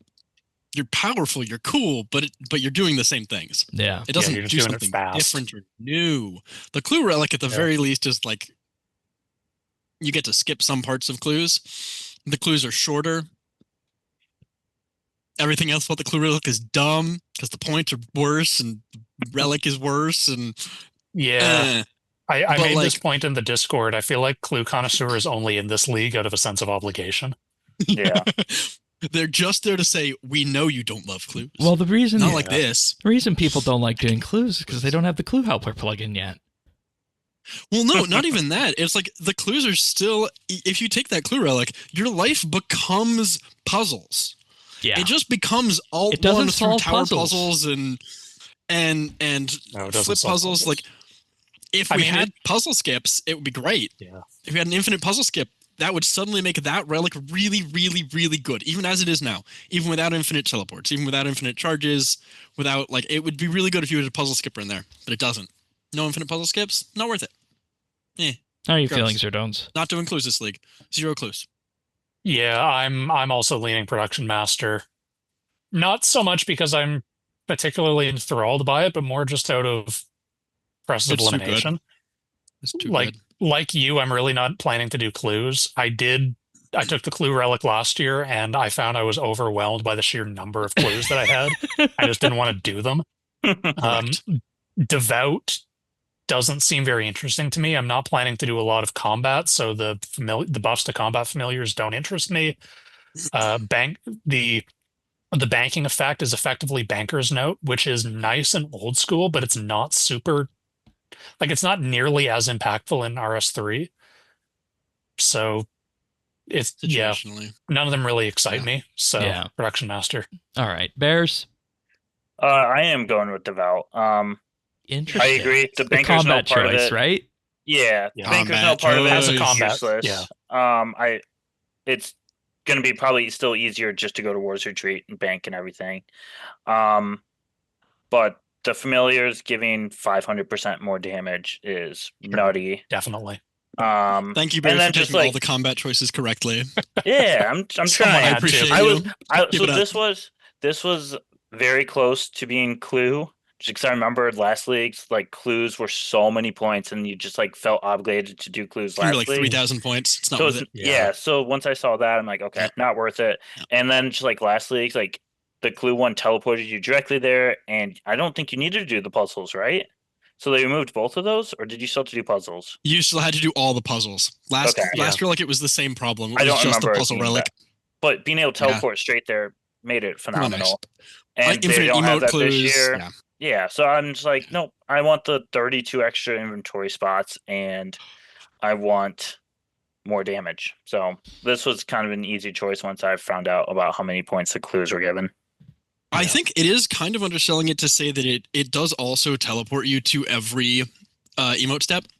Yes. Every hidey hole. Teleporting, there's a lot of hidey holes in a lot of either very hard to get or very important places. Like Tsar City. Like there's a bunch of places you can teleport to with that are probably really good. Like it's probably the best teleport relic, ironically. Also, you don't need, since you're only getting clues in the regions you choose, you're not going to have that many hidey holes to fill if you actually want to do clues without this. Yeah.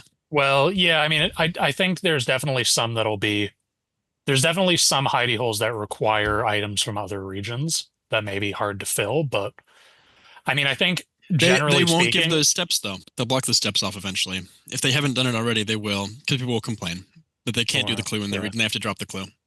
That's and we're all just going to do easy though, clues for forts. There's going to be so many. You're going to get enough clues that you can just drop them. Yeah. That's honestly what I did when it came to choosing clues. If I got a puzzle or something I didn't like last time, I just dropped it and got a different one. Yeah. So. Yeah. All right. I mean, if you're taking the relic, that gives a ton of clues too. Thaxy, what are you taking here? Devout. I got the fun yak.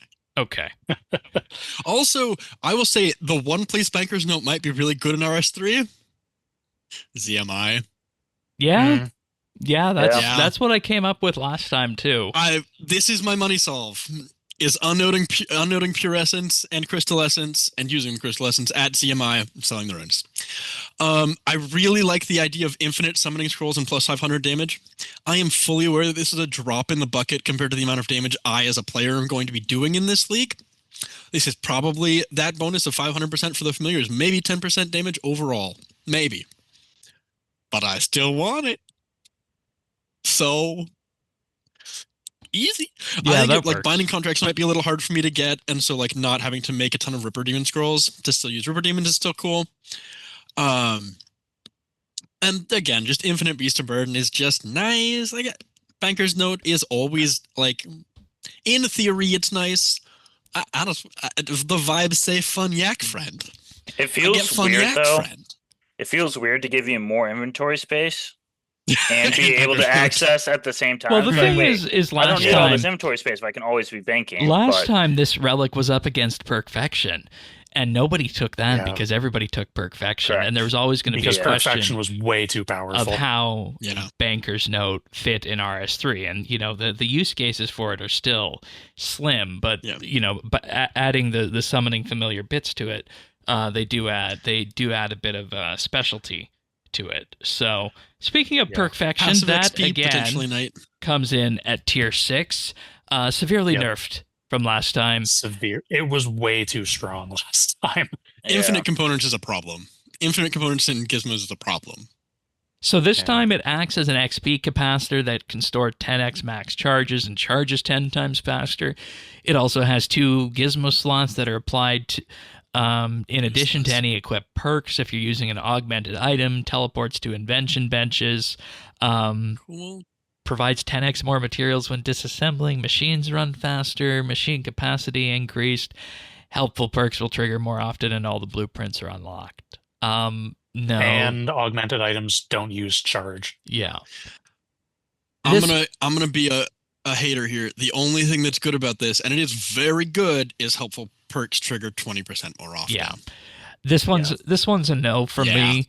I'm going to be rejuvenating at this tier. You'll do better with any tier of scavenging and like even superheated, because superheated, every time you smith an item, it automatically gives Right you the down, yeah. components that you get from deconning it.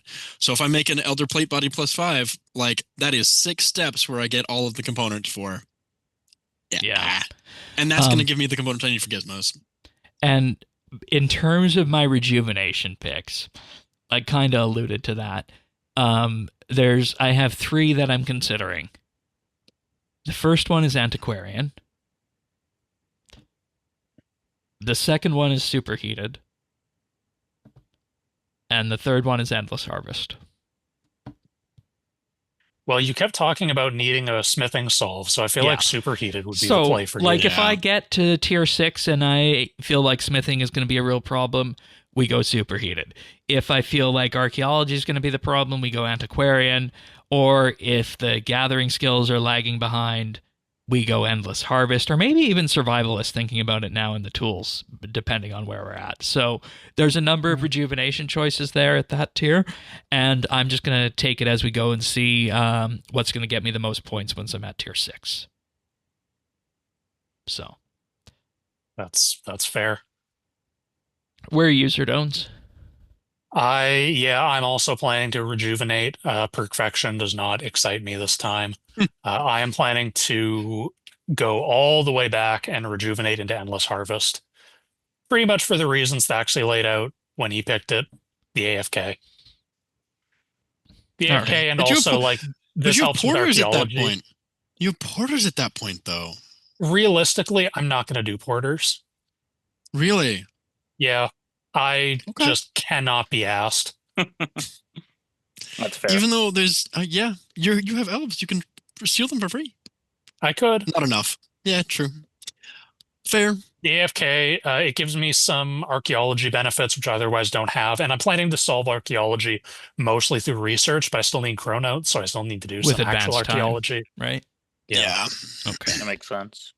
Bears. I'm leaning towards perfection here. Nice. Combat power. Yeah, the helpful perks will trigger 20% more often is a big part. Obtaining 10 times invention materials when disassembling items, another useful part. If it's not like I'm going to be getting tier 6 day 1 or anything, so this Yeah. one could be subject to change. Definitely. If I look at it, I'm like, maybe I should have taken transmutation or superheated or endless harvest. Like those 3 do seem worthy of the rejuvenate, but if not, then I might just stick with perfection and go from there. I do wish it was as good as it was last time. If you end up taking God Blessing too, that 20% extra proc chance on like so many perks is kind of big. Like that's kind of just that's what my like- thought is as well. like Especially if you set up that remember the names of scavenging perks, farm, right? Right, getting Well- big enough scavenging and just sit Even there for a even couple like hours. even like the one like I'm forgetting the names of all of the perks right now, but like the one that resets, like the one that gives extra adrenaline, the one that gives that like resets your cooldown. So there's a whole bunch of perks that like have a relatively rare proc chance. You double the rank of the perk and then add 20% on top of that doubled rank with Yeah. with the second Guthix God Blessing. This could get good. This could get really good. It definitely will be. So like that's why I'm leaning Combat towards power. it. But there is Yeah. just the aspect of rejuvenated that I can Yeah. see it still being really good. Yeah, that's fair enough. Okay. Thaxy? I also considered Perfection. I thought about going back for Golden Touch for the secondaries and for other things. I would consider Transmute if I think the winners for me are either Transmute just for Primal Ores if I want to do Masterwork Smithing. I don't know if Endless Harvest will give me higher than Novite. So you're If it's going to give rejuvenating. me a random Primal Ore, I am rejuvenating. Again, Perfection's also kind of tempting for that perk track chance. I think the winner is an Archaeology solve for me, though. More of like, and maybe with Chronos it doesn't matter, but either the tools in the artifact auto restore from Survivalist or just Antiquarian. Antiquarian, those combat bonuses are nice, and like needing half as many materials to restore something, and then having the caskets, all the caskets, like that's how I would get a Dragonmatic.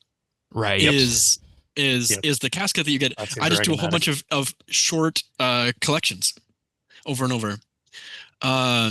Or I do a bunch of the like early Zeros collections over and over. And I farm those caskets for Dragonmatic and for other artifacts to restore. Yeah. Okay. Yeah. It may be Antiquarian. I think Antiquarian is probably most likely right now, but God, it really could change, and I might really want to do Masterwork. It might be Transmute. Yep, fair enough. We'll see. And then we get to tier 7, the combat tier. Infernal Fire, which is an execute that makes it so that Deathmark will apply 100% of the time when a critter reaches 20% of its life points. If it has more than 30k, it's said that each tick it will receive 30k damage and gradually tick itself down. It also grants a 18.7 boost to all the combat styles and 15 prayer bonus. The Naragi Edict is the survivability one. Heals you 10,000 life points 4 times every 4.2 seconds. Boosts your combat stats to 255 and revives you if you die, as well as granting 300 armor, 14 to each of the combat styles, 1,500 life points, and 15 prayer bonus. And then Icyanic Faith, for anybody who is going crit, this one gives you 50% or plus 50 prayer bonus and 0.2 critical strike and 0.2 base ability damage per prayer point. But the star of the show, in my opinion, is it makes it so that protection prayers and deflect curses block 100% of the damage and act as if Soul Split is active. So I'm taking Icyanic Faith. Yeah. So, I think all three of these are cool. I want to quick debunk Naragi Edict a bit. I've heard people talking about having 14,000 armor, which is the correct number. More than 10 times, like 11 times what our armor is at 99 defense, just passively from defense level. The problem is, I don't think it actually works like that. If it's a temporary boost, if it's coded as a temporary boost to defense, if it was 255 out of 255, then it would work like that. But defense boosts don't increase your passive armor. right. At least they don't in the in-game tooltip, in the hero interface. If you have an overload running or something else, your armor doesn't go above the value you calculate at 99.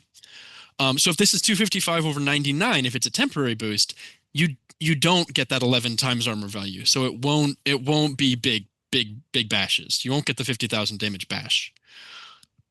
Just kind of. The problem with this is you have to activate it in advance. The return to life is so cool if it was passive, but if you have to know when you're going to die and then have enough time to activate this button. Otherwise, it is just a damage boost once every 90 seconds. Which is cool. It's a big damage boost. Yeah. There's reasons to pick each one. I think that the Icyanic Faith is probably going to be the star of the show, but what direction are you thinking, Zerdones? I was thinking Naragi Edict, mostly because of the plus 300 armor, because I'm planning to to mostly mainline an Order Blessing tank build. Nice. So more armor means more damage. Okay. There is an issue, I think we talked about this on the show, but there is an issue that was reported with the 255 stat boosts where that can nuke your armor. Breezy is aware of, and hopefully it'll get fixed. Probably not day one, but hopefully, presumably that will get fixed. Yeah, probably by tier week 7 2. Tier 7 week 1, imagine, right? Day 1. Week 1 for sure. Day 1, nah. Yeah. All right, good. Bears? I'm gonna go with the same one, the Nagari effect. For the same exact reason, my blessings are going to be towards armor. You make good So use of it. yeah. I am intrigued why for the internal faith you said it's 30k ticks. I thought they were removing the damage cap, so I don't know why it wouldn't just. It's Death Mark. I think saw Death Mark 100. is coded. I saw Okay. 100k on the stream. I think that might be outdated. I think it Oh, was. okay. So they might have So- upped they may that. I think it procs like the insta kill death like thing and does 100k damage. I think every tick. Okay. That Um, does sound like very good for like some of the high enrage like Arch Clay Core, like, oh, all of a sudden his 1 million HP, I only need to do 700,000 of it. Like that's Well, not like- bad. It's like think Angel of Death. You get to skip enrage phase. I think if I understand how this works, it would mean you have to do 20% less damage to push Virago. In P5 and 10, I think this, or 11, I think this is like, it's a skip for the last phase of a Masket. It's a skip for the last phase of Zamorak. It's a skip for the Zaros phase at regular necks. It's a skip for like a lot of bosses that have enraged phases. This is really good for. It absolutely kills you. You cannot even bring this item in your inventory to Yakamaru because you will not be able to win. But a lot of those bosses that you just listed though, group bosses. So if I Yeah. go to Zammy and some of Yeah. my teammates have that, Yeah. I get it for free basically. Still. You get to be everybody's favorite group PVM buddy if you pick this. Yeah. I also want to make a note about how prayer bonus works in that prayer bonus, like unlike like I was talking crit damage earlier, diminishing returns, prayer bonus is actually increasing returns. Where prayer bonus, it caps the returns cap in most cases between 98 and 99, but in theory, like if you have 10 prayer bonus, your prayers drain 10% slower is not exactly right. If you have 90 prayer bonus, your prayers drain 90% slower. You get 10 times as long. So like our average, like running around in the game now, you're running at like 30, 40 prayer bonus. Your prayers last an extra like 50% as long. At 90 prayer bonus, your prayers last 1,000% as long. Like if you, again, we're not gonna really have to worry about restoring prayer points necessarily, but if you're looking to really hardcore AFK, us 990 prayer points with like this, if you're capping like 98, 90, like high 90s in your prayer bonus or higher, you can actually get like where your prayer is draining, even with all your prayers active, 1 point every 6 seconds. It's 10 points a minute, 600 points an hour. You only need to refill your prayer once every hour and a half. So are you taking Isianic Faith then? I am, yeah. Okay. Yeah, the protection prayers alone are enough. The extra it's base really damage good. and crit chance that are multiplied by everything else are just a fat stat stick. And the prayer bonus itself is just a good quality of life for my AFK adventures today. Fair enough. Well, Yep. there's our relics. Hopefully everybody took something away from that in terms of what we were wanting to accomplish there. And, you know, we're going to, of course, be checking back throughout the league in terms of how this is all going to line up. But, you know, one of the things we've, of course, been winking to is what exactly this means for combat and the combat blessings. And I feel like this in itself is probably one of the most agnostic things that we've seen in this league so far. And I'm going to have multiple combat blessing paths. I'm going to just be upfront with everybody with that, because you do get respecs along the way after doing a set number of the tasks that are marked for combat. So if I was going to tell you right now what I was going to be doing this league for combat, and again, this is all subject to change, I think I have the general direction of wanting to do a magic crit build setup in the grand scheme of things. So what that is ultimately going to look like at the end is going to be blue, red, blue for blue god tier, and then we're going to have True Equilibrium, Unholy Ritual, Perfidious, and Chaotic Insight at the end. That's what it's probably going to look like to start, or at the end for the crit build. But if I'm being 100% honest here in terms of building things up, as for the direction that I want to go, this last tier is going to change to the point that it's going to be True Equilibrium,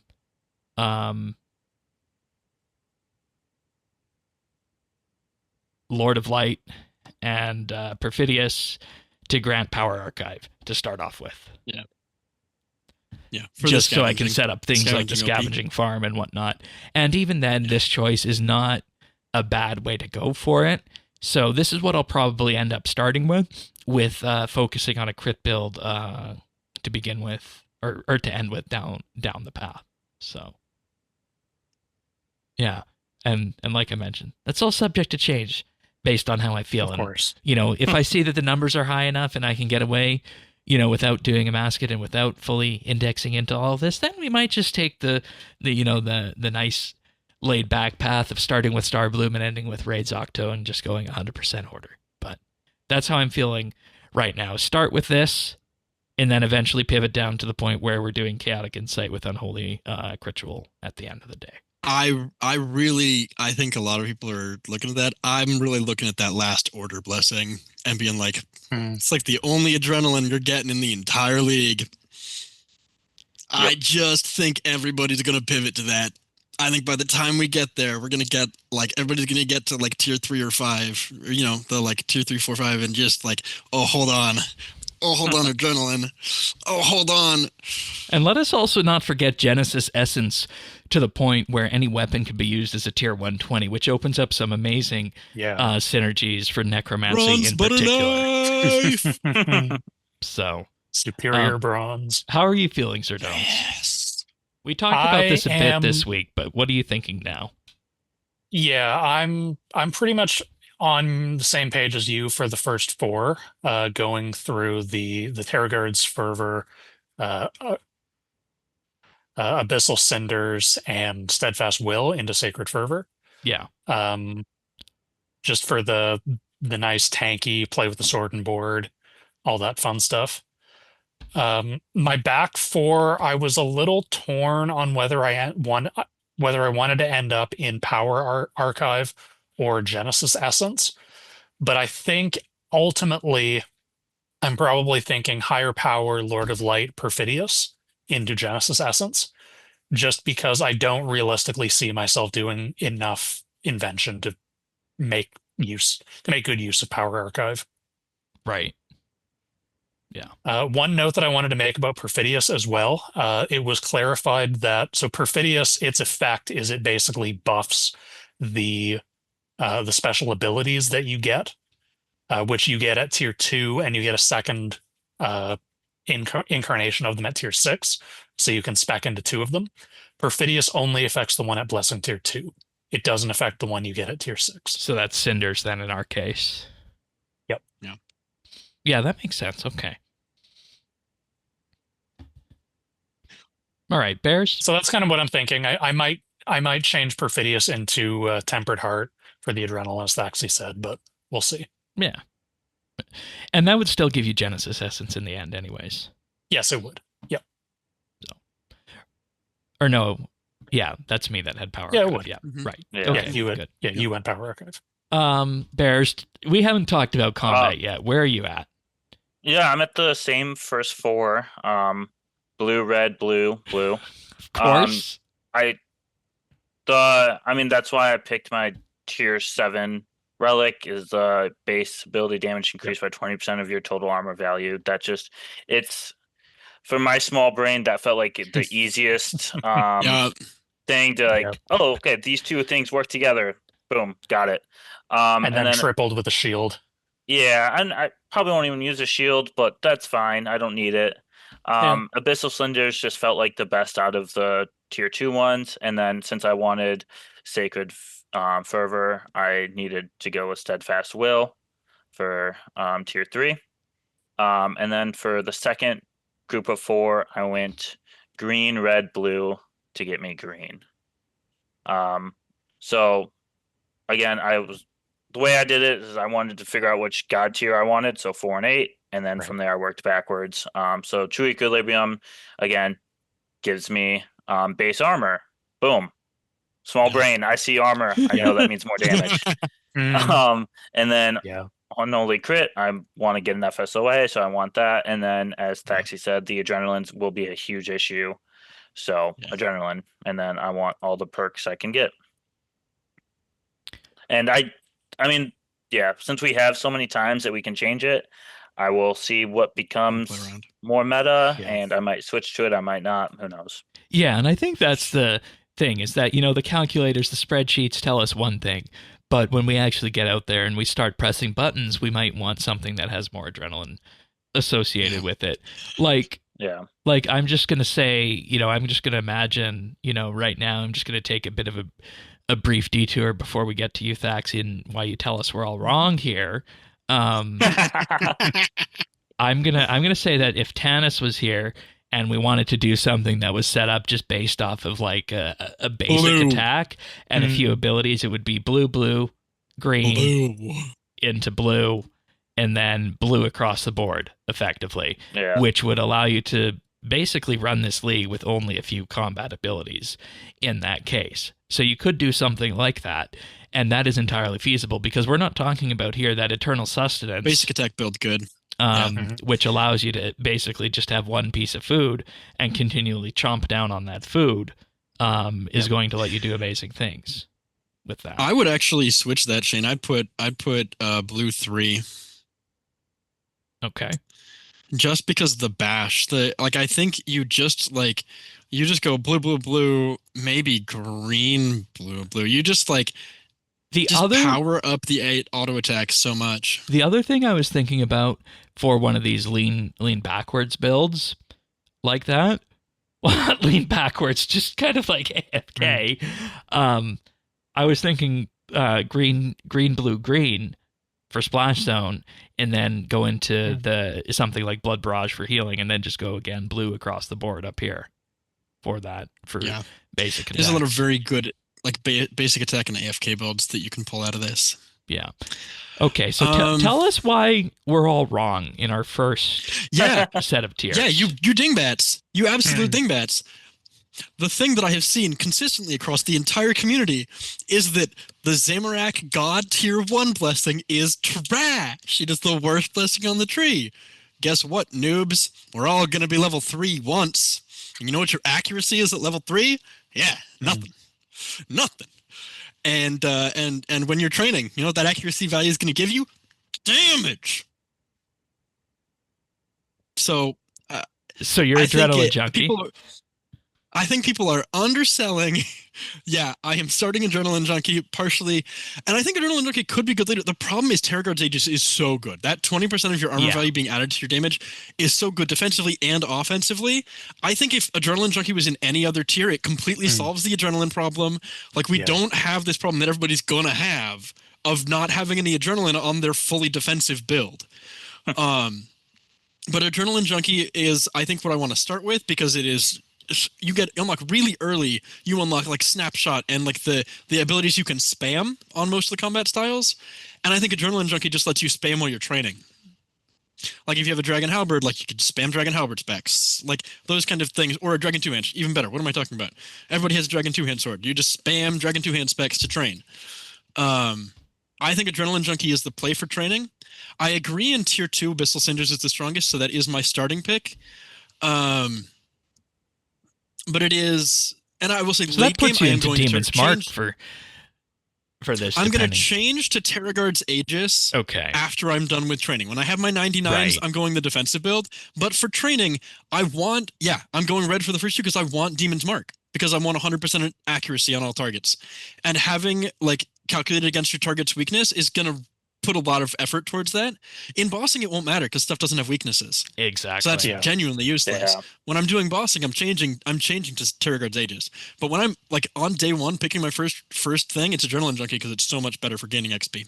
All right. And tier 2 is Cinders then? Yes. Again, I think if you really cared about Adrenaline and you wanted something else, it actually might be reasonable to take blue here because I think this trait doesn't matter. I think at the end of the day, this is the least important of the blessing options, is tier 2. I think you pick this because the God Blessing you want. But Abyssal Cinders is the best one if you can be flexible. And tier 3 is Steadfast Will. Preparation is way too heckin' good. Like, just the 12% cooldown reduction, or 12-second cooldown reduction, it's 60% CDR. Like, you add that on top of your 30% CDR from the other thing, and they're stacked multiplicatively, not additively. But it's like, it comes out to like 75% cooldown reduction with just preparation and Sacred Fervor when you, like, if you're running the blue God tier 1. Like, it's just, you're going to need so much adrenaline because everything's going to be off cooldown all the time. Unless you're going a basic attack build, in which case it doesn't matter. But you're still going to take this anyways.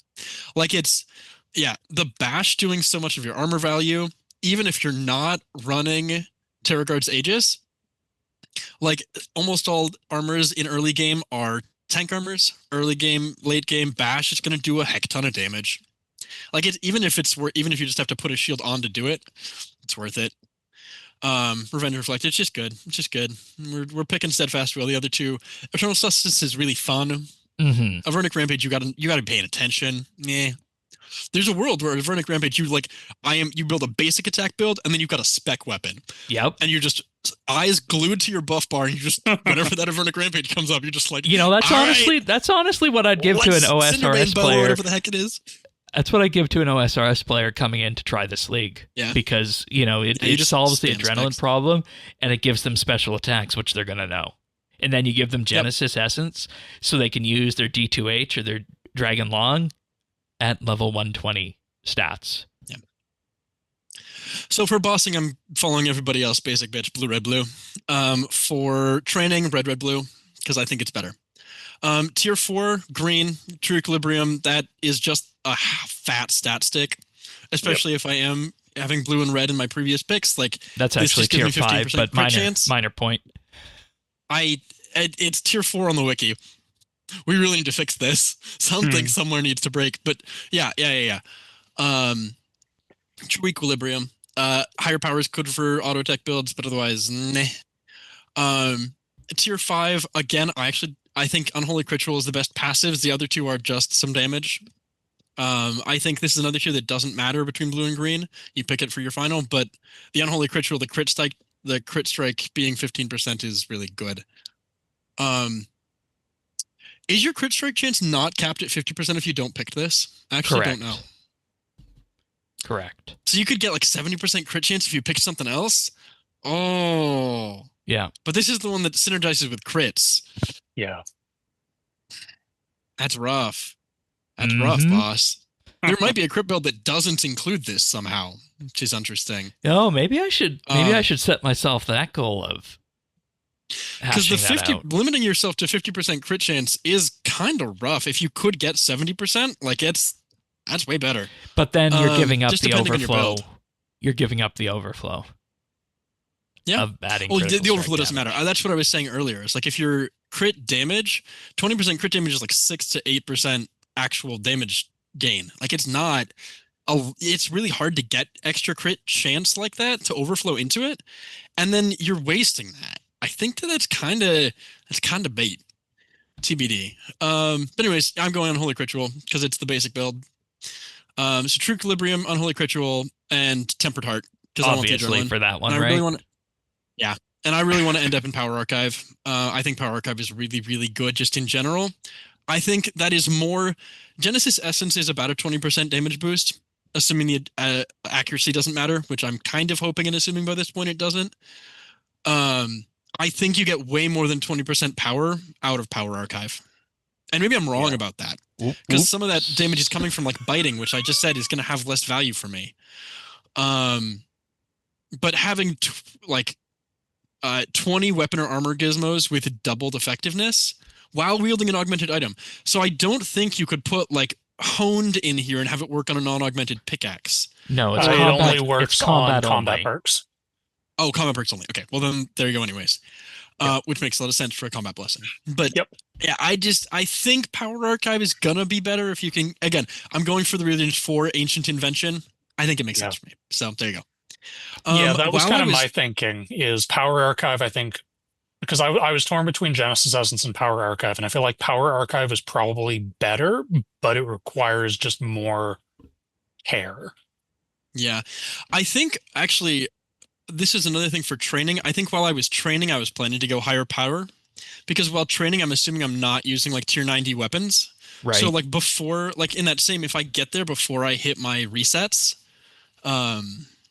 before I hit like all the 99s and everything, and I get to higher power, I would take higher power, because 30% ability damage I think is and ending up in Genesis Essence is going to be really valuable if I'm not using like tier 80 or 90 weapons. So higher power might be better. And you know, one thing Quickly, I think we need to do, Bears, is I think we need to have a combat week in particular where we go deep into high-end combat once we all figure out what we're doing, whether or not the play is Chaotic Insight or Power Archive to, you know, make the most bang out of all of this stuff. So Yeah. we'll have Yeah, to. it'll be interesting to see what becomes what. There's a lot of choices to make. There's going to be some incorrect ones. There'll be some correct ones, but it'll be the interesting thing to I see what we think learn. with this combat blessing setup is I think that there are choices that are going to slap, and there are choices that are going to work, and there's very few wrong choices within this in terms of elevating where we were at in the base game and even compared to last league. Yeah, I mean, I think overall, out of all the choices we can make, there are really only a couple quote-unquote wrong decisions, and they are usually choosing your region. And like you can still make an argument for those regions. They're just not as strong as the other ones. It comes down to what kind of content you want to do, because that's what we said at the top of the show. If you wanted, you know, a league with relatively little end game PVM, you know, choose Fremenic and Taranwin and something else, and you're off to the races. Really. Yeah. And Chaotic Insight too, just like, especially if you're going for like Shane with that crit magic build, like, and you need to wear other armor sets, something like being able to do that with, like, I think again, Octo kind of really underrated. That defensive reset for people that are like just getting one extra bash in every 40 seconds, one extra preparation in to like decrease your cooldowns, like, if you can use that defensive reset on Octo easily, Chaotic Insight, you only need to wear 1 or 2 pieces of Rage armor to have the set effect active. And that's easy to get. Like, and let's also, you know, not forget when it comes to that steadfast will, it's also supercharging Reflect, so that Reflect reflects 100% of incoming damage plus 10 to 15% of your armor value as additional damage and hits multiple targets in front of you. Yeah. So Reflect is complete damage mitigation. Our Glacier Cannon? How about nah? Yeah. How about instead I do 200,000 damage to you? Yep. Because no damage cap. So it's gonna be very fun to see where all this lands. But out of everything we've discussed here, I feel like the combat is probably most in flux for me. But we have, of course, the regions, the relics as well, and all of that should shape up into a league that enables me to hopefully get Dragon Trophy at the end of it, which would be my first ever Dragon Trophy in a league. That's what I'm going for, to just sum this up. And if you guys, you know, want to follow along with any of this, you know, feel free to do that. I can't guarantee how well any of this is going to work based on what we've had here, but should no provide plan survives contact with the enemy. That's right. That's right. Should provide some interesting feedback for it. So I guess if we're to just summarize this up, how does everybody feel with this setup and how it's going to augment our goals? It really feels like there's so many fewer wrong answers. Like, look at our regions list is all but 2, and we can justify those 2 regions for some builds. Our relics list is all but like 4 out of how many, and we can justify those kind of. Like, it's just it's hard, and the blessings have resets. So if you feel like you've made a wrong choice, you can fix it. Yep. Like there are so few wrong answers. It's just they balanced it. There's so much more power. They took all our feedback. They really did. They weren't lying. I'm excited. I'm so excited. And I've been saying this to a few people behind the scenes, and I think that this league is going to show us two things.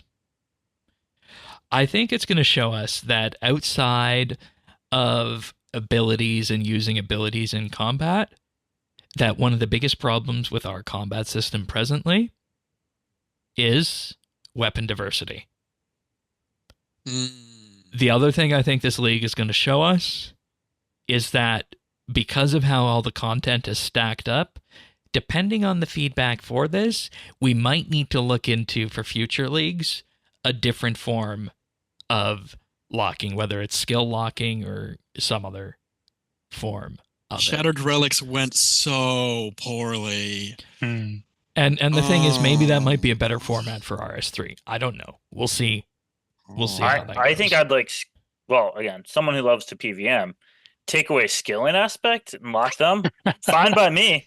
Like, give me every area over every skill in my mind. I don't think you anticipate the problems this causes. Oh no, I can't do fire making now.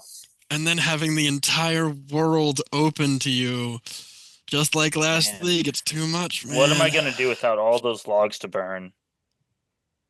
Or creatures to hunt? I think I'll be okay. Superheat form is for.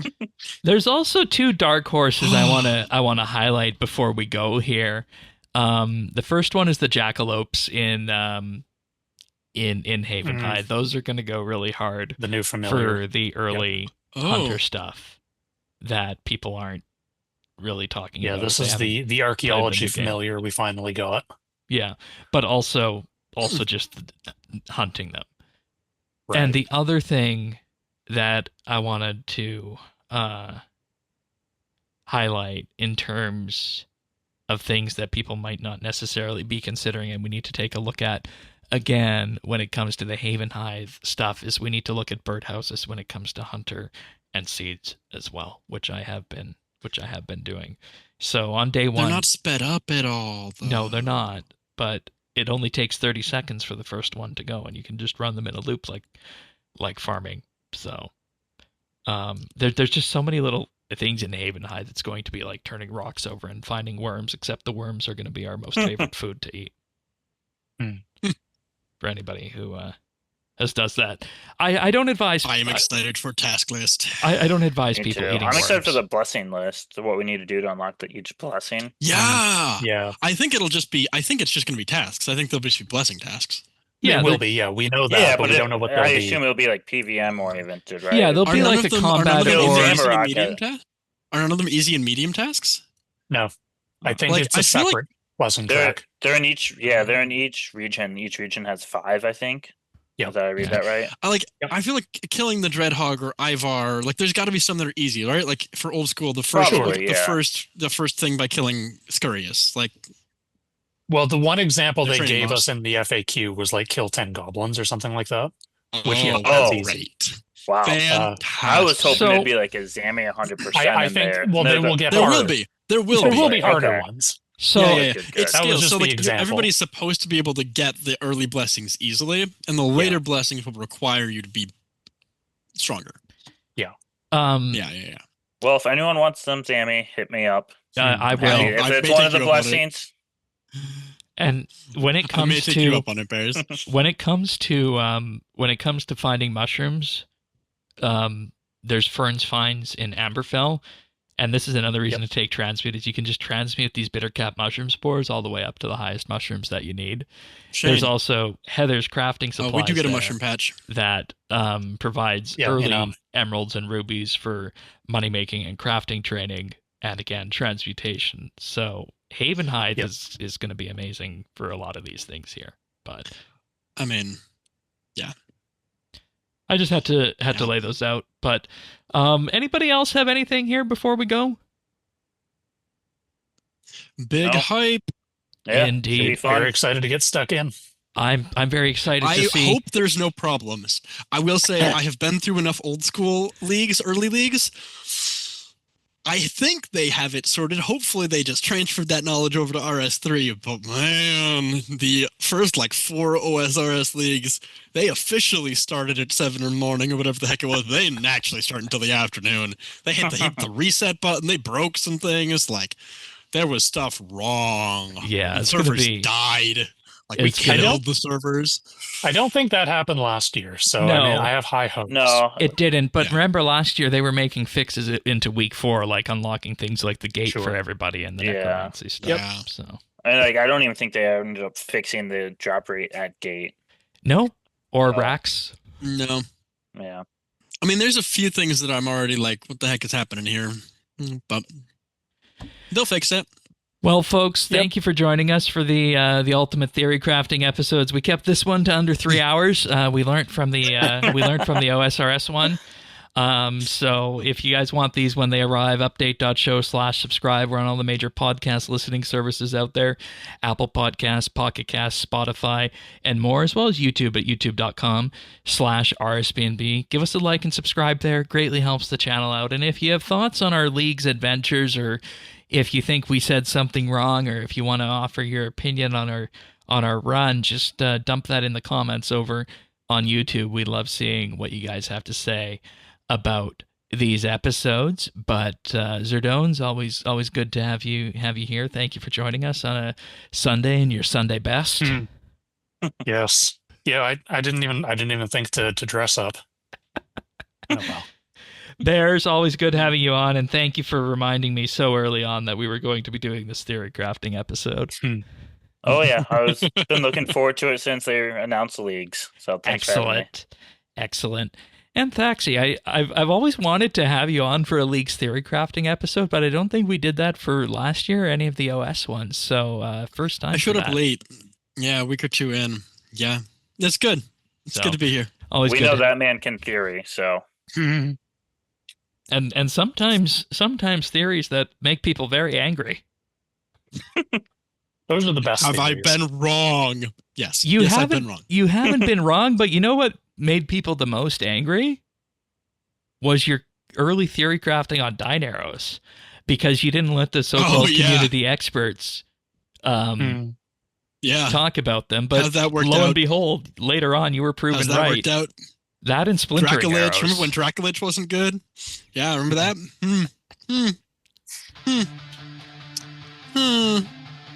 Anyways.